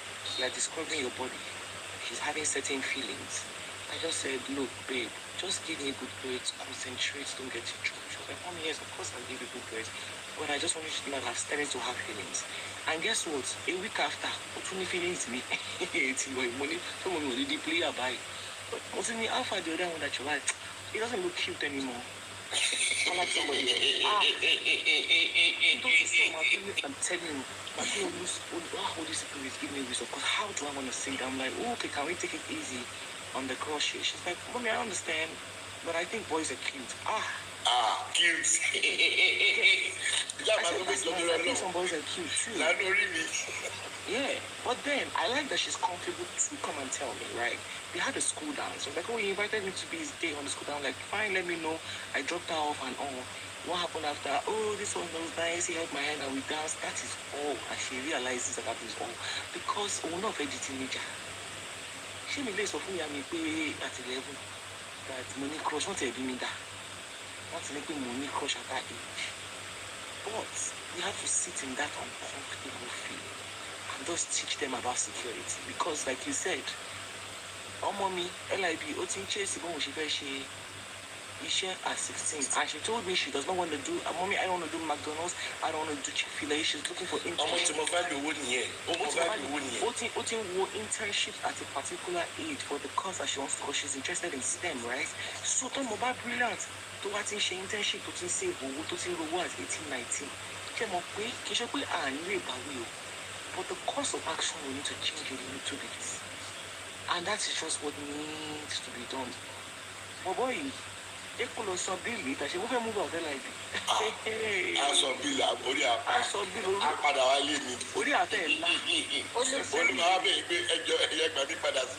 especially if the UK and we are taxing almost 45%.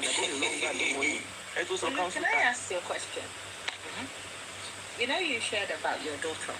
Yeah. You know, you asked a question earlier that you don't know how your mom did it, but your mom did it in the sense that a tiny voice in your heart said, worst come to worst, you can go home, right? Yeah. So, from my point of view, I'd like to answer that. But one of the questions I wanted to ask you based on this that you shared, and I don't know if I missed it, Have you had the sexual talk with your daughter? Oh, I have. Oh, it was very uncomfortable, but I had to, especially because she started seeing her period very early. It was surprising for me, so I had it. It was shocking. Yeah. Oh yes. Oh yeah. In this case, this age, if you don't have it, their friends will have it with them. Yeah. What age is early for your daughter? Is there something you can share or you don't have to? Oh, she started at 9. I don't mind. Okay. And that's the same age I started mine too. I started my period at 9 too. Okay. So I started at 9. But I started mine at 9 too. My goddaughter started at 7. Who? Yeah. My goddaughter started at 7. Yeah. Like 7, Yeah. like 1, 2, 3, 4, 5, 6, 7. 1, 2, 3, 4, 5. Allah, masha Allah. Sister Dupe, are you okay? Sisadube is shocked. Sisadube is shocked. Sisadube is shocked. No. Èèyàn kọ́kọ́ síbẹ̀ yẹn pé probably because it's what I do. Because you know when we talk about all these things, I tell you people that, you know, I have a 20-year-old too. So somebody said that maybe the issue started with the mom tracking the boy on the app, and I'm thinking I do the same. I do the same. So the same why too. that I don't I don't see that this has thing. nothing to do No, with I don't it. That think has it's nothing to about do the with it. tracking. It has I don't think nothing it's to tracking. do with the tracking. And another thing Timo noticed about African homes is they tend to shy away from talking about very sensitive topics, especially when it comes to XEX. And my thing is, I don't understand how I would not allow an outsider, a stranger, to teach my kid such things. Because look at what Tosby said. She said when a 16-year-old was telling her that she'd be grateful because she's not doing the smoking, the Thomas Fisemi, because come on, she's said- not doing the tatata. She's not Kobayon so Mobayon side. She said she knows that there is a lot that she will not be able to, but she said that they have a very, very good relationship. One hour they man sorrow. One is short ìgbà tó dé láti school tó sọ̀rọ̀ girlfriend. That I asked him about the girl and what's how far they have gone. And she said that the son said to him that Mom, I'm still a virgin, that we haven't done that yet. So I think they talk. So I think she's just been overbearing then, I'm sorry. This She's guy been overbearing and she's been overly This boy concerned. is She a should go and rest. So are you saying, A 20-year-old virgin in this guy. Calm down. Calm down. I don't know. Because don't look me, she's been over. Oh, hey, sit down, question me. Because probably because I do it too. Are you saying there should be no rules for an adult child? There should be There should be rules, but hold on. So when the rules are not being followed, should you look away? It's a yes or no. Let me explain something to you about the rules. Hold on. Sherry, there should be rules, but the way you interpret So that nítorí pé let's say pé nítorí ọmọ yẹn ṣe ó pè rẹ̀ ní virgin fún yẹ. So yes, you look away tó bá fẹ́ máa lọ sọ́dọ̀ ọmọ yẹn lójoojúmọ́. No. You have to look away in a certain way that you will not make him overwhelmed, that you like big money to it. Because you get Okay. You put some rules. Life is beautiful. Ọmọ kúrò nílé. O sọ pé kó má lọ, ó jí láàárọ̀ ó wọṣọ. Mom, boy sọ nìyẹn wọn mom mo fẹ́ lọ rí girlfriend mi tí bá dẹ̀ ti kúrò lọ́dọ̀ ẹ̀ mo fẹ́ lọ ṣe drive test. Ọ̀bẹ làwọn àti kò tó bá ṣe driving test kan tó ń kọ́ tí bá ṣe driving test tán mo ń bọ̀ lé. That was the agreement they had. Okay, and Sherry, things do change along the line. And No. Let me talk. Because in as much as we are doing this, Igbo parenting thing, I understand. I do. So, nǹkan tí àwọn àtọmọ yẹn jọ sọ nìyẹn, because I'm trying to put myself in her shoes. So, ọmọ yẹn lọ ọdọdọ girlfriend. Ọdọdọ girlfriend kò mẹ́sẹ̀gì màmẹ́. Màmẹ́ dé láwọn ti sọ fún gòkè tó bá lọ síbi kan bẹ́ẹ̀ tó bá ti débi tó ń lọ. Mẹ́sẹ̀gì mi jẹ́ kí n mọ̀ kó ti débẹ̀. Wọ́n ní a lot of times he will do it. Sometimes he will say, oh, I forgot, I'm sorry. So wọ́n lọ́jọ́ yẹn bàtà àwọn ti wo kiri app yẹn àwọn mọ̀ kó ti débi ní ọ̀dọ̀ girl yẹn tó ló ń lọ. Wọ́n ní so àwọn ò mẹ́sẹ̀gì ẹ̀ pé ó tẹ̀ sọ fún mi kó ti débẹ̀. That's her trying not to be too nǹkan tẹ fẹ́ pé yìí o pé okay don't be too. He doesn't want to be the pushy mom. Yes. You understand? Kò béèrè. So ìgbà tó wá ṣe tán tó lọ driving kìíní agreement ni pé tó bá kúrò driving yẹn ó yẹ kó máa bọ̀ lé. Ó wá ṣe tán ní driving yẹn ó wá gbà padà sí ọ̀dọ̀ girlfriend láì sọ fún láì message òun pè yẹ. And to be fair, like I said, he's still going through a stage in his life, like teenager, like he's like in charge of himself. But the parents still need to be in charge. By if you get to understand, oh, she's suffering, I'm going to my girlfriend's house. Oh, she respect the parents, you know, and to be fair, oh, she honor 1 year. Now, he might be caught with different things. Totally. So, Sister Buki, ṣé kí wọ́n delete happen yẹn ni? Someone delete app. As long as It's not as if, hold on, it's not as if the mom will look at the app and call him and say, I'm looking at the app. No. But Sister Dupe, can I ask a question? Yeah. So, is she also monitoring in the school? yes, with that app, she was. No, I'm asking because hold my on, thing is, hold on, does she hold on, know hold on. Ogweri don't read in school? Hold on. Let me use myself as an example. I have that app, you understand? And when my son is in school, that app automatically will just tell you when he's moving. To buy buttons, but you feel that app will tell me. But that does not mean I will call him and say, oh, what's the word? I will just know that, you know, even Gonigba me, Lord Ulago Menta.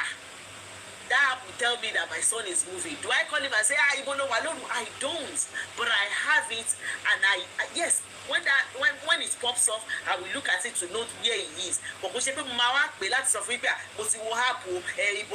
don't do that. But at least, so I don't know how when you say monitor, I want to get the balance. Yes, the app tells me where he is. But as a parent, I won't pick up the phone and say, I don't do that. But yes, I have the app. Let me now tell you, my son,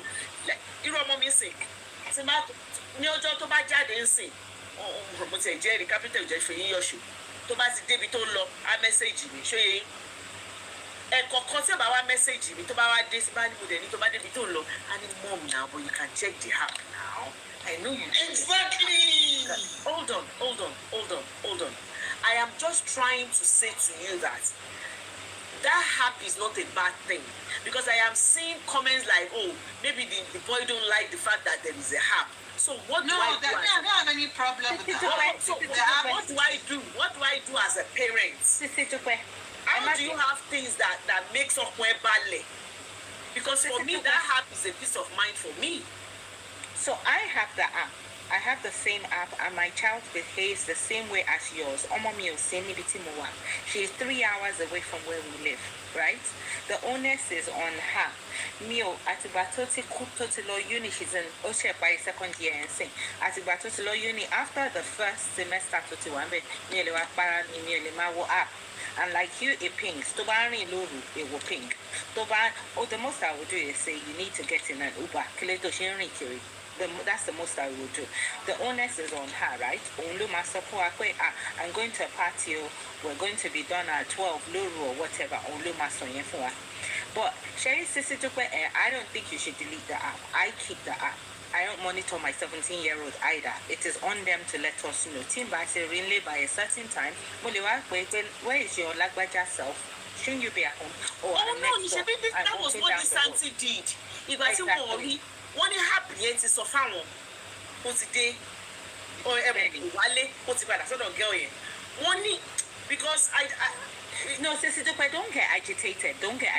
So she said, I'm just trying to put myself in her shoes because tó bá jẹ́ mi gan ni ìgbà tẹ́mi mo have yẹn tó ṣe yẹ kó wálé tẹ́mi ò rí ilé lèmi ò ti mẹ́sẹ̀gì rẹ̀ ọ̀gbẹ́ni ilé rẹ̀ olóòpọ̀ exactly what are you? But she didn't do that. Ṣé yẹ wọ́n náà wọ́n rò okay she wants to go back there okay. She knows the time to get home. He should be back home between 10 and 11. So one hour she one bóyá bí an hour táwọn ti mọ̀ bó ti dé bẹ́ẹ̀ lọ́ọ́ ṣe wá message àwọn pé I'm at kìíní kan lọ́ọ́ ṣe wá sọ fún wọn pé òun ti dé bẹ́ẹ̀ wọ́n láwọn dẹ̀ ní okay when will you be home? Can I say something? Sorry, can I just quickly finish my trail of thought? Emma Bino. SISIDUPE, from what you've narrated and what we've heard, from my point of view, something has happened. something has happened, SISIDUPE. For this man, this young man, not for him for him to want to be at his girlfriend's place, for him to go out, kolo she test, otilo she test, want to discuss, right? In kokoti shele, SISIDUPE, it might not have anything to do with her. Ole ma fi konra momo mi egon. It might not even have anything to do with her. This is my suggestion, right? This is just my own suggestion. At this point, never mind his stepdad, who is his dad, Tosin Chedadi from that joy. Him and his mom should go somewhere. If she can, bojo re no malu, right? Bojo re no malu, let's get through. See, you and your son go and sit somewhere and have a heart-to-heart discussion and try and understand what exactly. And yes, he could be rebelling, but maybe something has happened. SISIDUPE bi mo se wa mo ti lọ gbé ọ̀rẹ́ ọmọ mi lóru many times. Mo ti lọ gbé lóru kò pé ìyá ẹ̀ kò pé bàbá ẹ̀. Wọ́n ń pe fóònù ẹ̀ kò gbé. My own ultimatum is I will call your parents to let them know that I have got you and we are coming home with you. In order for it to even be easy, I took my bestie with me. We are going in the middle of the night. SISIDUPE afi party kan le láti lọ gbé lọlé láti jẹ́ káwọn parents ẹ̀ mọ̀. And all of this because wahala shele láàrin parents. Look, sometimes these children, something will happen, to anything can happen. But the point is, how does mom and son mediate to gain and understand? If he wants to move out, let him move out. But at least let your mom know what's going on. She needs a mediation. And in the ọ̀rẹ́ will always know, SISIDUPE. The ọ̀rẹ́ might not want to say, but the ọ̀rẹ́ can assure the mom, but don't worry, auntie, don't worry, we know what's going on here, will be fine. SISIDUPE, she needs to reach out somehow so that he can still rebel and do what Tiloy said. He can still rebel and do what Olu said. But at least she would have spoken to his heart. She would have taken him apart to say, what is going on? Talk to me. I'm happy to let you go. If you want to move out, you can move out. If you want to live at your girlfriend's house, live at your but talk to me. I'm your mom. I'm worried. This is the thing. And if she has to let him go, she will. But at least she'll have an understanding. I understand what LIB is saying. But ultimately, Bobo and are not the same. And for this sudden move, there's something. But she needs to know so she can rest easy. And my last note on this. Please send your heart to me. Thank you. My last note on this. Need to delete. I'm not deleting any app. I'm happy to. I'm not that I monitor, but I'm happy for that thing to be pinging and telling me where my child is. At the end of the day, I'm not going to overmother, but I'm going to be here. And last thing, Olu asked her, how do you tell your children, or how do you let them know where if anything should ever happen? Everything then how do you let them know? You start to tell them from day one. If you haven't started telling your children today, start telling them today. There is love at home. This door is open. Ọlọ́run má jẹ́ kó jalè, Ọlọ́run má jẹ́ kí nǹkan burúkú ṣẹlẹ̀, Ọlọ́run má jẹ́ kí oríṣiríṣi nǹkan burúkú ṣẹlẹ̀. Come home. We will deal with it. Come home. After home, we will deal with it. Between us, we will deal with it. That's how you do it. You come out. The same way you have the sexual activity talk is the same way you tell them. And you remind them on a regular. That is what I do anyway. Because one leg by way, if you shame Kobai, your mom will scream and shout. Yes, I will scream and I will shout. And I will cry. And after we have cried, you still are here. You still come home. You start to say, don't assume that these children, they were taking your word for it. You said it so 6 months ago. You said it so 1 year ago that they still remember. You keep reminding them, there is love at home and you come home. That's all I have to say. But I'm going to say good night at this point. Thank you. Thank you, Lubi. God bless you. Can I say something? We've done that. SISIDUPE, I want to ask you a question. What is she worried? What exactly is she worried about? What is she worried about? What do you mean by what she worried about? I want to know exactly why she's worried. You are saying what she's worried, so she shouldn't be worried. What exactly is the main reason why she's panicking or being this way? Is it our house? Okay, can I just say something about this house? In as much as we are thinking that there's nothing wrong with the app, I will still want them to look into that by the time they have chance to talk to him. That we think there's nothing wrong with it might even be the main issue. Now you know where I am. You have the app. Why are you worried? You can check where I am. You know where I am at any point in time. Something happened 2 months ago. I think I went to Arizona to see my son. And we were talking, and he just looked at me and said, Mom, who is at your place? I looked at him and I said, who? He said, there's somebody in your house.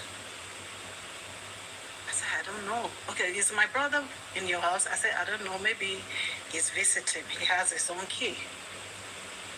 And at that point, he called my brother. I said, where are you? He said, I'm at Mom's place. I said, how do you know? He said, there's something in your house that if anybody's living, I will know. I was shocked. And he was like, Mom, why are you shocked? I'm just looking out for you. I didn't know that there was anything. He said, I know when you are weak. He said, there's something I did. It's in that, like, I don't know how he connected it. He said, but I know when somebody enters your building. Do I like it? Yes. I was somehow happy that my son is watching out for me. Then I said, but the same you, when I called you severally, you said, Mom, text. Just text me. What is it?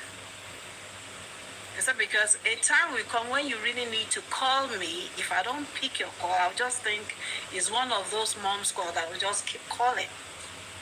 Learn to just text me all the time so that the day I see your call, I will know that it is something serious.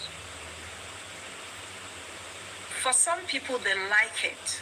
I love the fact that realizing that my son is watching for me, which I was not even aware of. I like it.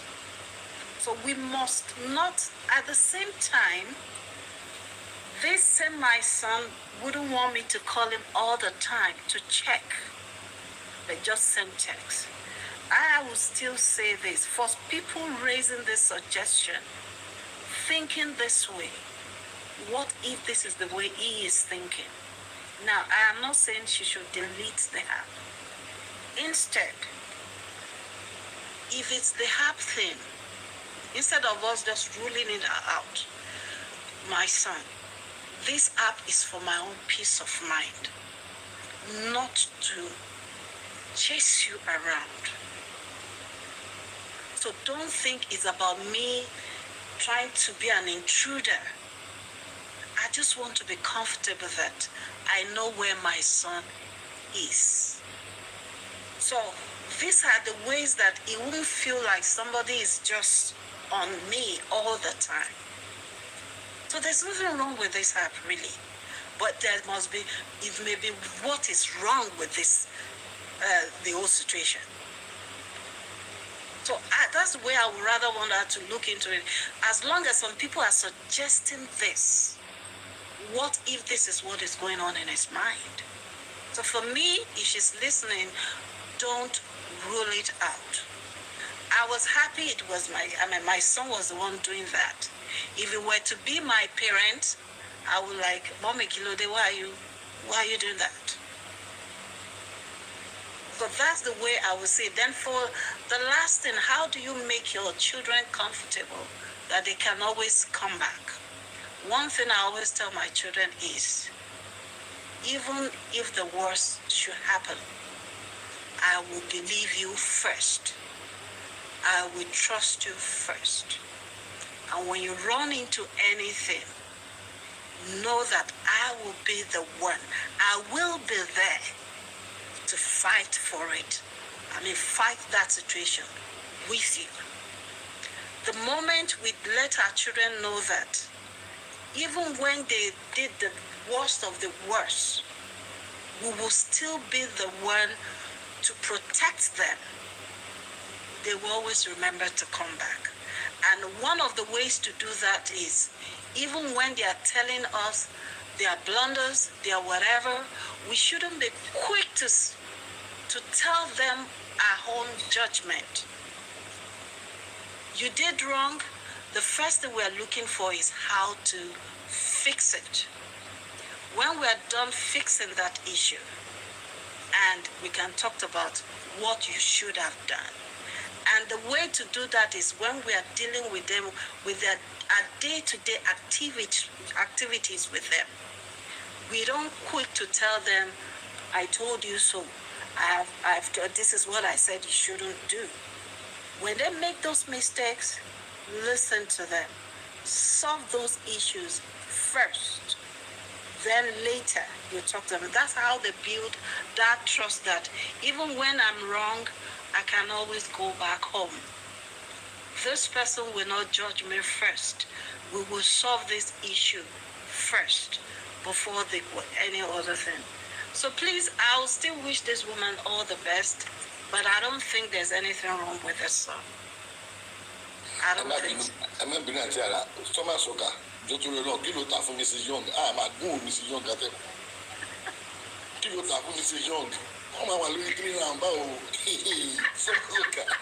Kilo Tafu, Mrs. Young. Yeah, go on. Mrs. Young, Papa, for you to need the help with losing weight, that is what Glow Beauty is here for. She does 3 months, 6 months, and 1 year. And the 20% off will finish on Wednesday, on my birthday, which is 2 days from now. So if you still want to take advantage of the 20% off and free delivery, please follow her or just screenshot my screen to get her number and send her a WhatsApp. So you're going to be getting 20% off, and you will also get free delivery. Kusheda shake is very good, and aside the fact that you can use it for weight loss, is actually good too. At least for me, say full blood sugar is helping me.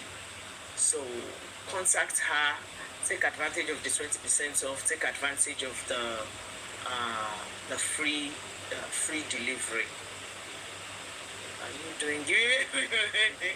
I fly free. Next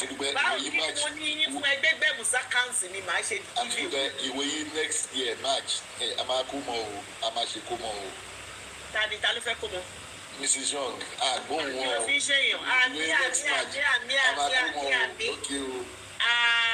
Thomas Oka,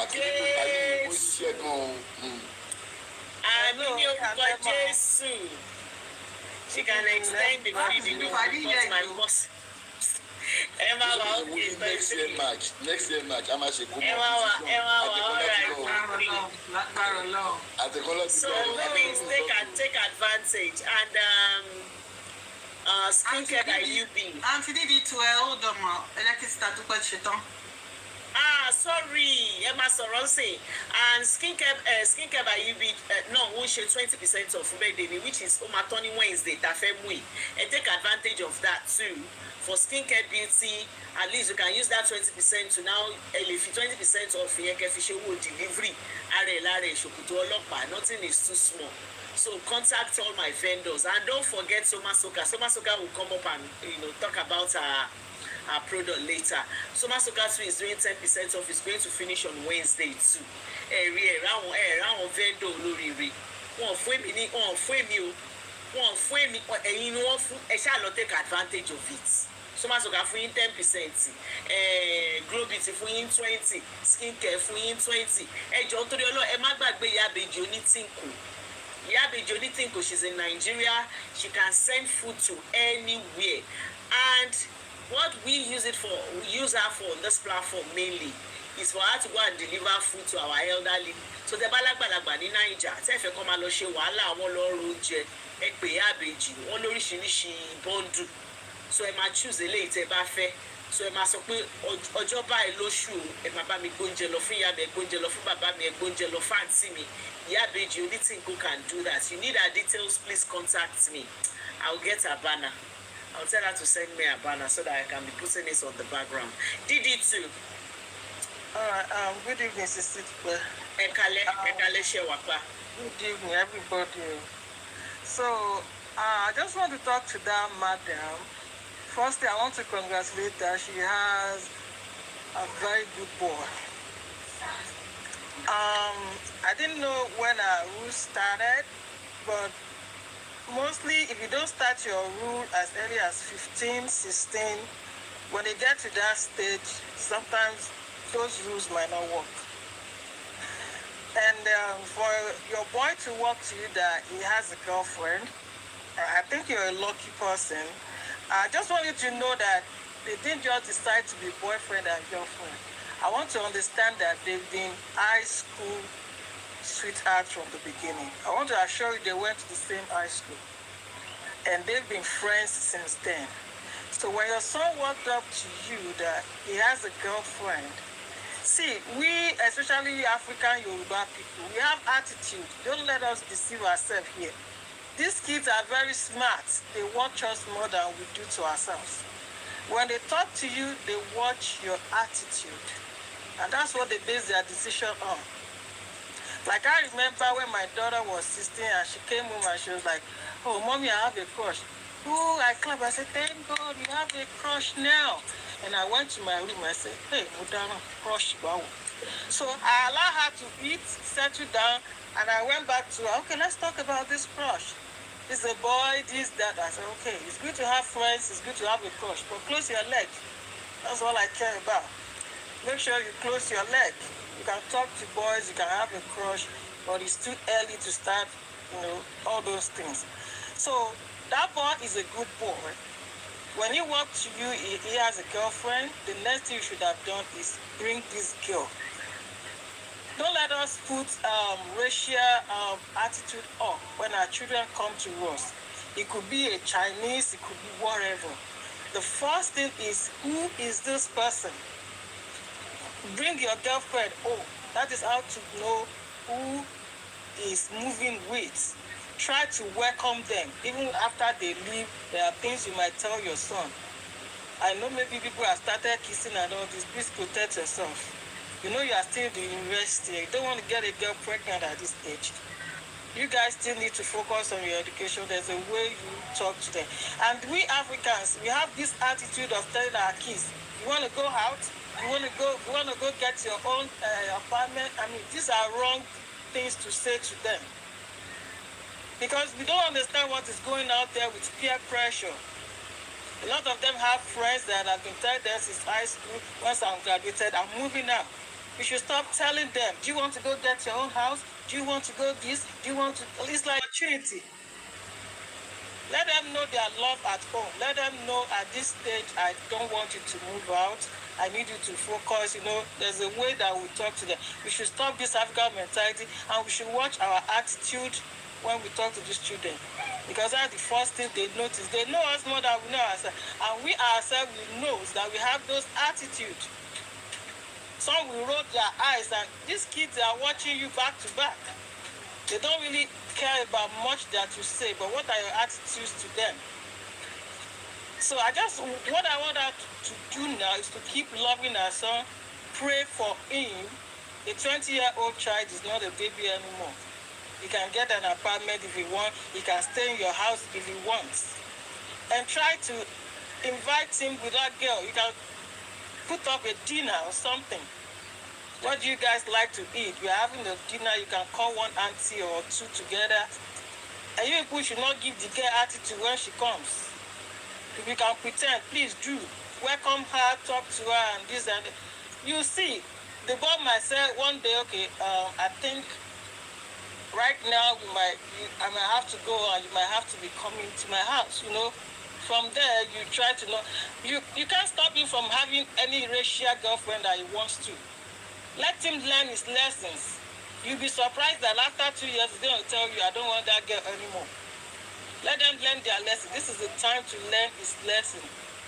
So I wish you well, and I need you to pray more and encourage him more. Love him and talk to him. Thank you so much. Thank you so much, sis. Thank you. God bless you, ma. Ọlọ́run á gbà fún gbogbo wa as parents. ṣé àwọn tọ́pìkì mo máa avoid ẹ̀ ó máa ń jẹ́ kí n ní kíní. Oh, it is well. Mighty Lloyds. Sister Dupe, she need cold water. Because God forbid. God is our strength, right? You really are, you know. Come on, Shadow, come on, my call. You say, no, God will continue to protect our children wherever they are. Àní jẹ̀bi o, àní jẹ̀bi lórí wọn lágbára Ọlọ́run. Mr. Tosin Fẹ́mi. Tẹ́ mọ̀ pé mi náà ní ọmọ 20. Ọmọ tèmi náà ní stepdad. Bóyá nítorí ẹ̀ ni mo ṣe fíìlì wọn. Mi kò lè play voice note wọn ni. Mo feel wọn bàjẹ́. Mo ṣe ní, how do you get that balance? Should you just leave because kò kí ń ṣe kìíní tó ṣe rè, kò ṣe kejì, kò ṣe kẹta, wọ́n lè bí ẹ̀karùn-ún tó máa ṣe lélẹ́yìn.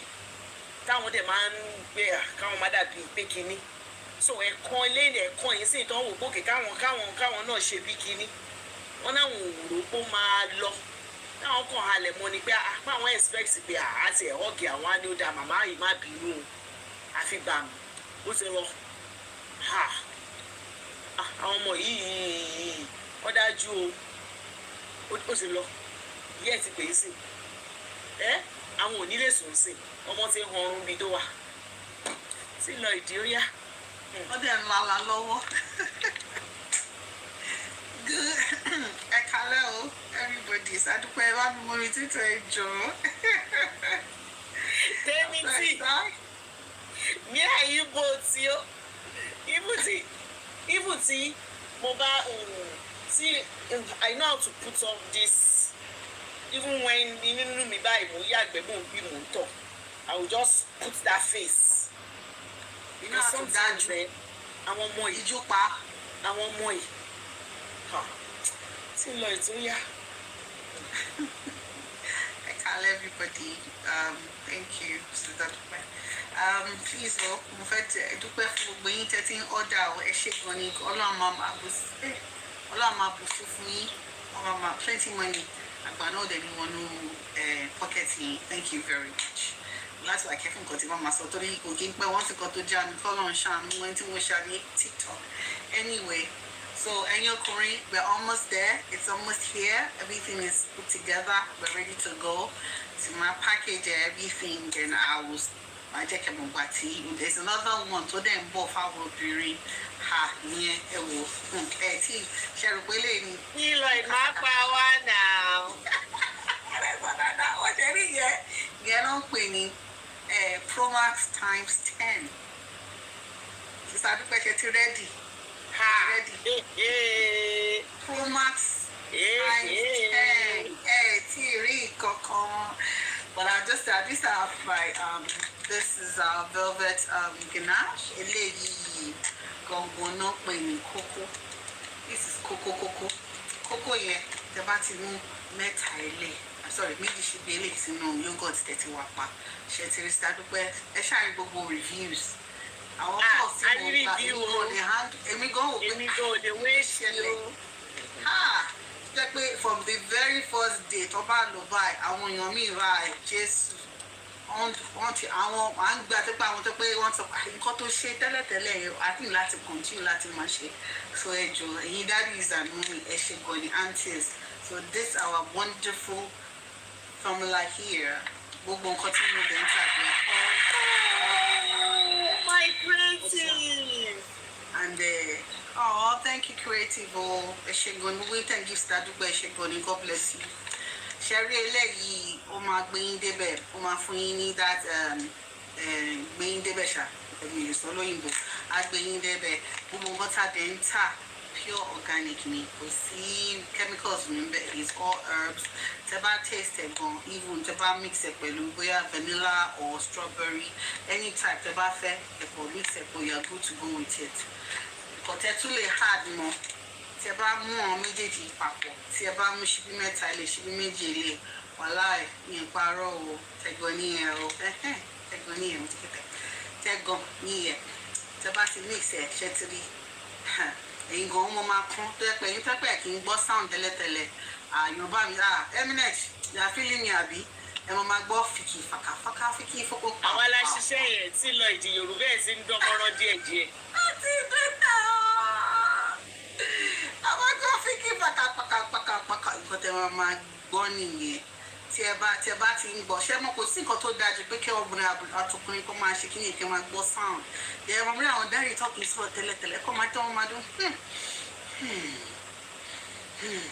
nǹkan tó wọn máa dún nìyẹn tó bá dé àwọn tọ́lẹ̀ ń pariwo yẹn bí Mrs. Young parí àdẹ́sẹ̀ mo gbé o you are good to go on this too ṣe bá rí kẹ́ tó bẹ̀rẹ̀ iṣẹ́ gbogbo iṣẹ́ they have a special tonic ṣẹ́rẹ́ àwọn tonic wà yìí tẹ́ bá ti mú òun ló máa cleanse àtúnfún àtúnwá enhance gbogbo body yẹn sí gbogbo kíní ìtẹ́ bá máa kó jẹ báyìí gbogbo àtètè ya píán eré ló máa ń gbé iṣẹ́ yẹn kó lọ píán lẹ́sẹ̀kẹsẹ̀ tí ẹ bá ti lo ilé iṣẹ́ wò ara yín ẹ̀yin gan máa mọ̀ àìgbọ́n gan sáwọn èèyàn sọ pé àwọn máa ń fìlẹ̀ báyìí tó máa gbogbo ara máa ṣe bákanbákan bọ̀ kò sí pé ó máa kó ṣe pé inú máa lọ́yìn bẹ́ẹ̀ pé máa lọ́nú mọ́lẹ̀ owó tí o kò sí nínú mọ́lẹ̀ bẹ́ẹ̀ o tó bá tiẹ̀ máa ní create a little bit of cramp tẹ́ bá tiẹ̀ máa ní that's out of maybe 10 out of 100 but bí ó ṣe wà nìyẹn tí ẹ bá ti wá ṣe wá rí eléyìí ṣẹ́rí eléyìí àwọn forbidden yìí ṣẹ́rí eléyìí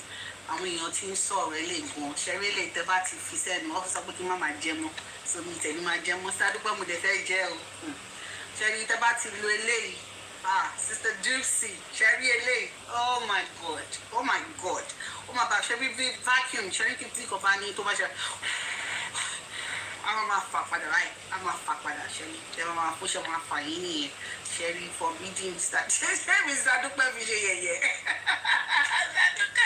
I can't help it tí a bá ti lo eléyìí ẹ wò abẹ́ akọ́ wọn máa fà ní tó bá dẹ̀ ń fà báyìí kò ṣe pé mo máa jábọ̀ o ẹ máa rí i pé àwọn dáàdì wá kọ́ wọn máa fà wọ́n yín ni wọ́n máa ṣe báyìí pé kí ló ṣẹlẹ̀ wọ́n bébì ní kí ló dé this is different boo this is so different tẹ bá ti wá ṣe yẹn tẹ bá wá rí eléyìí now on this one ṣe rí eléyìí ní tí oní chicken yẹn sweet fingers là ń pè a máa sè mọ́ chicken fún àwọn obìnrin ni o àti fi gbogbo spices síbẹ̀ fún yín tẹ bá máa ṣe now wọ́n á ní àwọn nǹkan tó ń sọ pé àwọn ò lè lọ sí ilé so I am trying mo máa ṣe é sí pé tẹ bá ti mọ̀ pé ẹ fẹ́ rà tẹ̀dẹ̀ gbé ní vicinity mi tẹ wà ní àdúgbò mi mo lè máa bá yín sè tẹ bá dẹ̀ ti sè má dẹ̀ ẹ̀kọ́ máa pick ẹ̀ up àdèmá ẹ̀kọ́ máa sanwó service charge mi náà kò fi kúrẹ́ máa sanwó gas so tẹ bá máa bá yín sè kẹ́kọ̀ọ́ pick ẹ̀ up mi so àdèsímọ̀ àtẹwọ́ chicken tẹ̀ ń kó ẹ máa ra chicken náà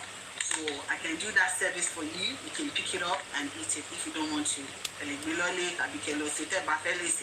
but I'm working on my instructional video so you can see how it's being cooked so eléyìí ògbóngẹ́ ni the bá ti international ó máa dó sára yín for 3 to 6 months àti ìjẹba o Mr.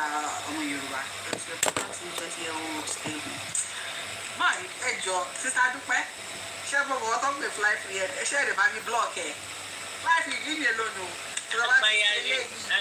àgbáyà ní bọ̀dá yìí kẹ́rì àgbáyà tí ẹ bá ti ṣe eléyìí mọ́ chicken ara rẹ̀ ṣe léyìn máa gbé yín débẹ̀ internal strength ni ṣé ìgbẹ́ gbogbo bí atẹ́bá lágbára bí agbára 2-3 minutes ẹ̀yin obìnrin tẹ́ pé máa ti máa ṣe ẹ̀mọ omi o ẹ̀ ní ìdòdìmọ́ ẹ bá ti ń lélẹ̀ ara yín máa ẹ lè lo 10-15 minutes 20 minutes ẹ lè stop ẹ tún continue ẹ wá lu bí 1 hour and díẹ̀ yes I'm in the US with Kenny Sugar I am in the US so whatever you need just ẹ bá ti message number mi ló wà lókè lẹ́yìn ẹ pè mí ẹ follow mi lórí TikTok ẹ bá mi follow page mi wọ́n ti gbé ń jáwọ́. They kidnap people like say na water.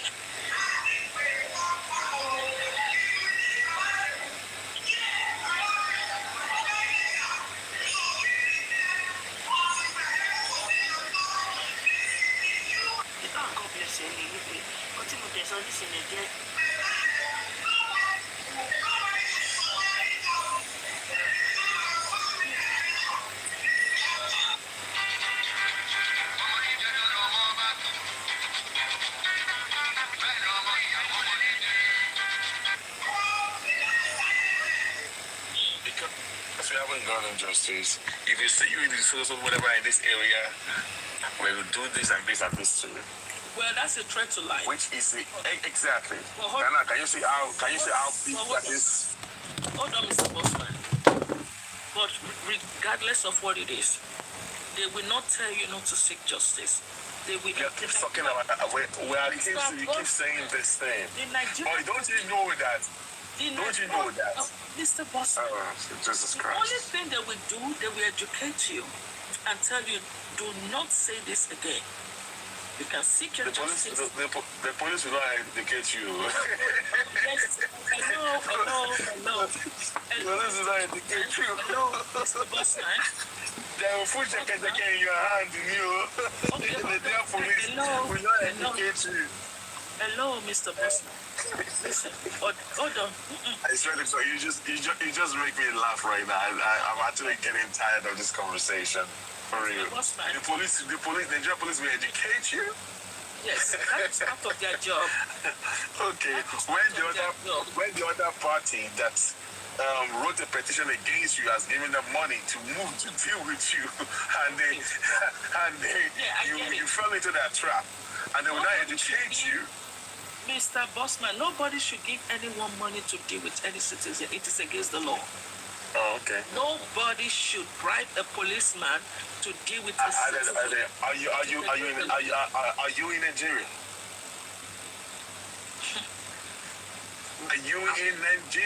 And when was the last time you've been to Nigeria if you're not in Nigeria? Bossman, I am in Nigeria. You are in Nigeria.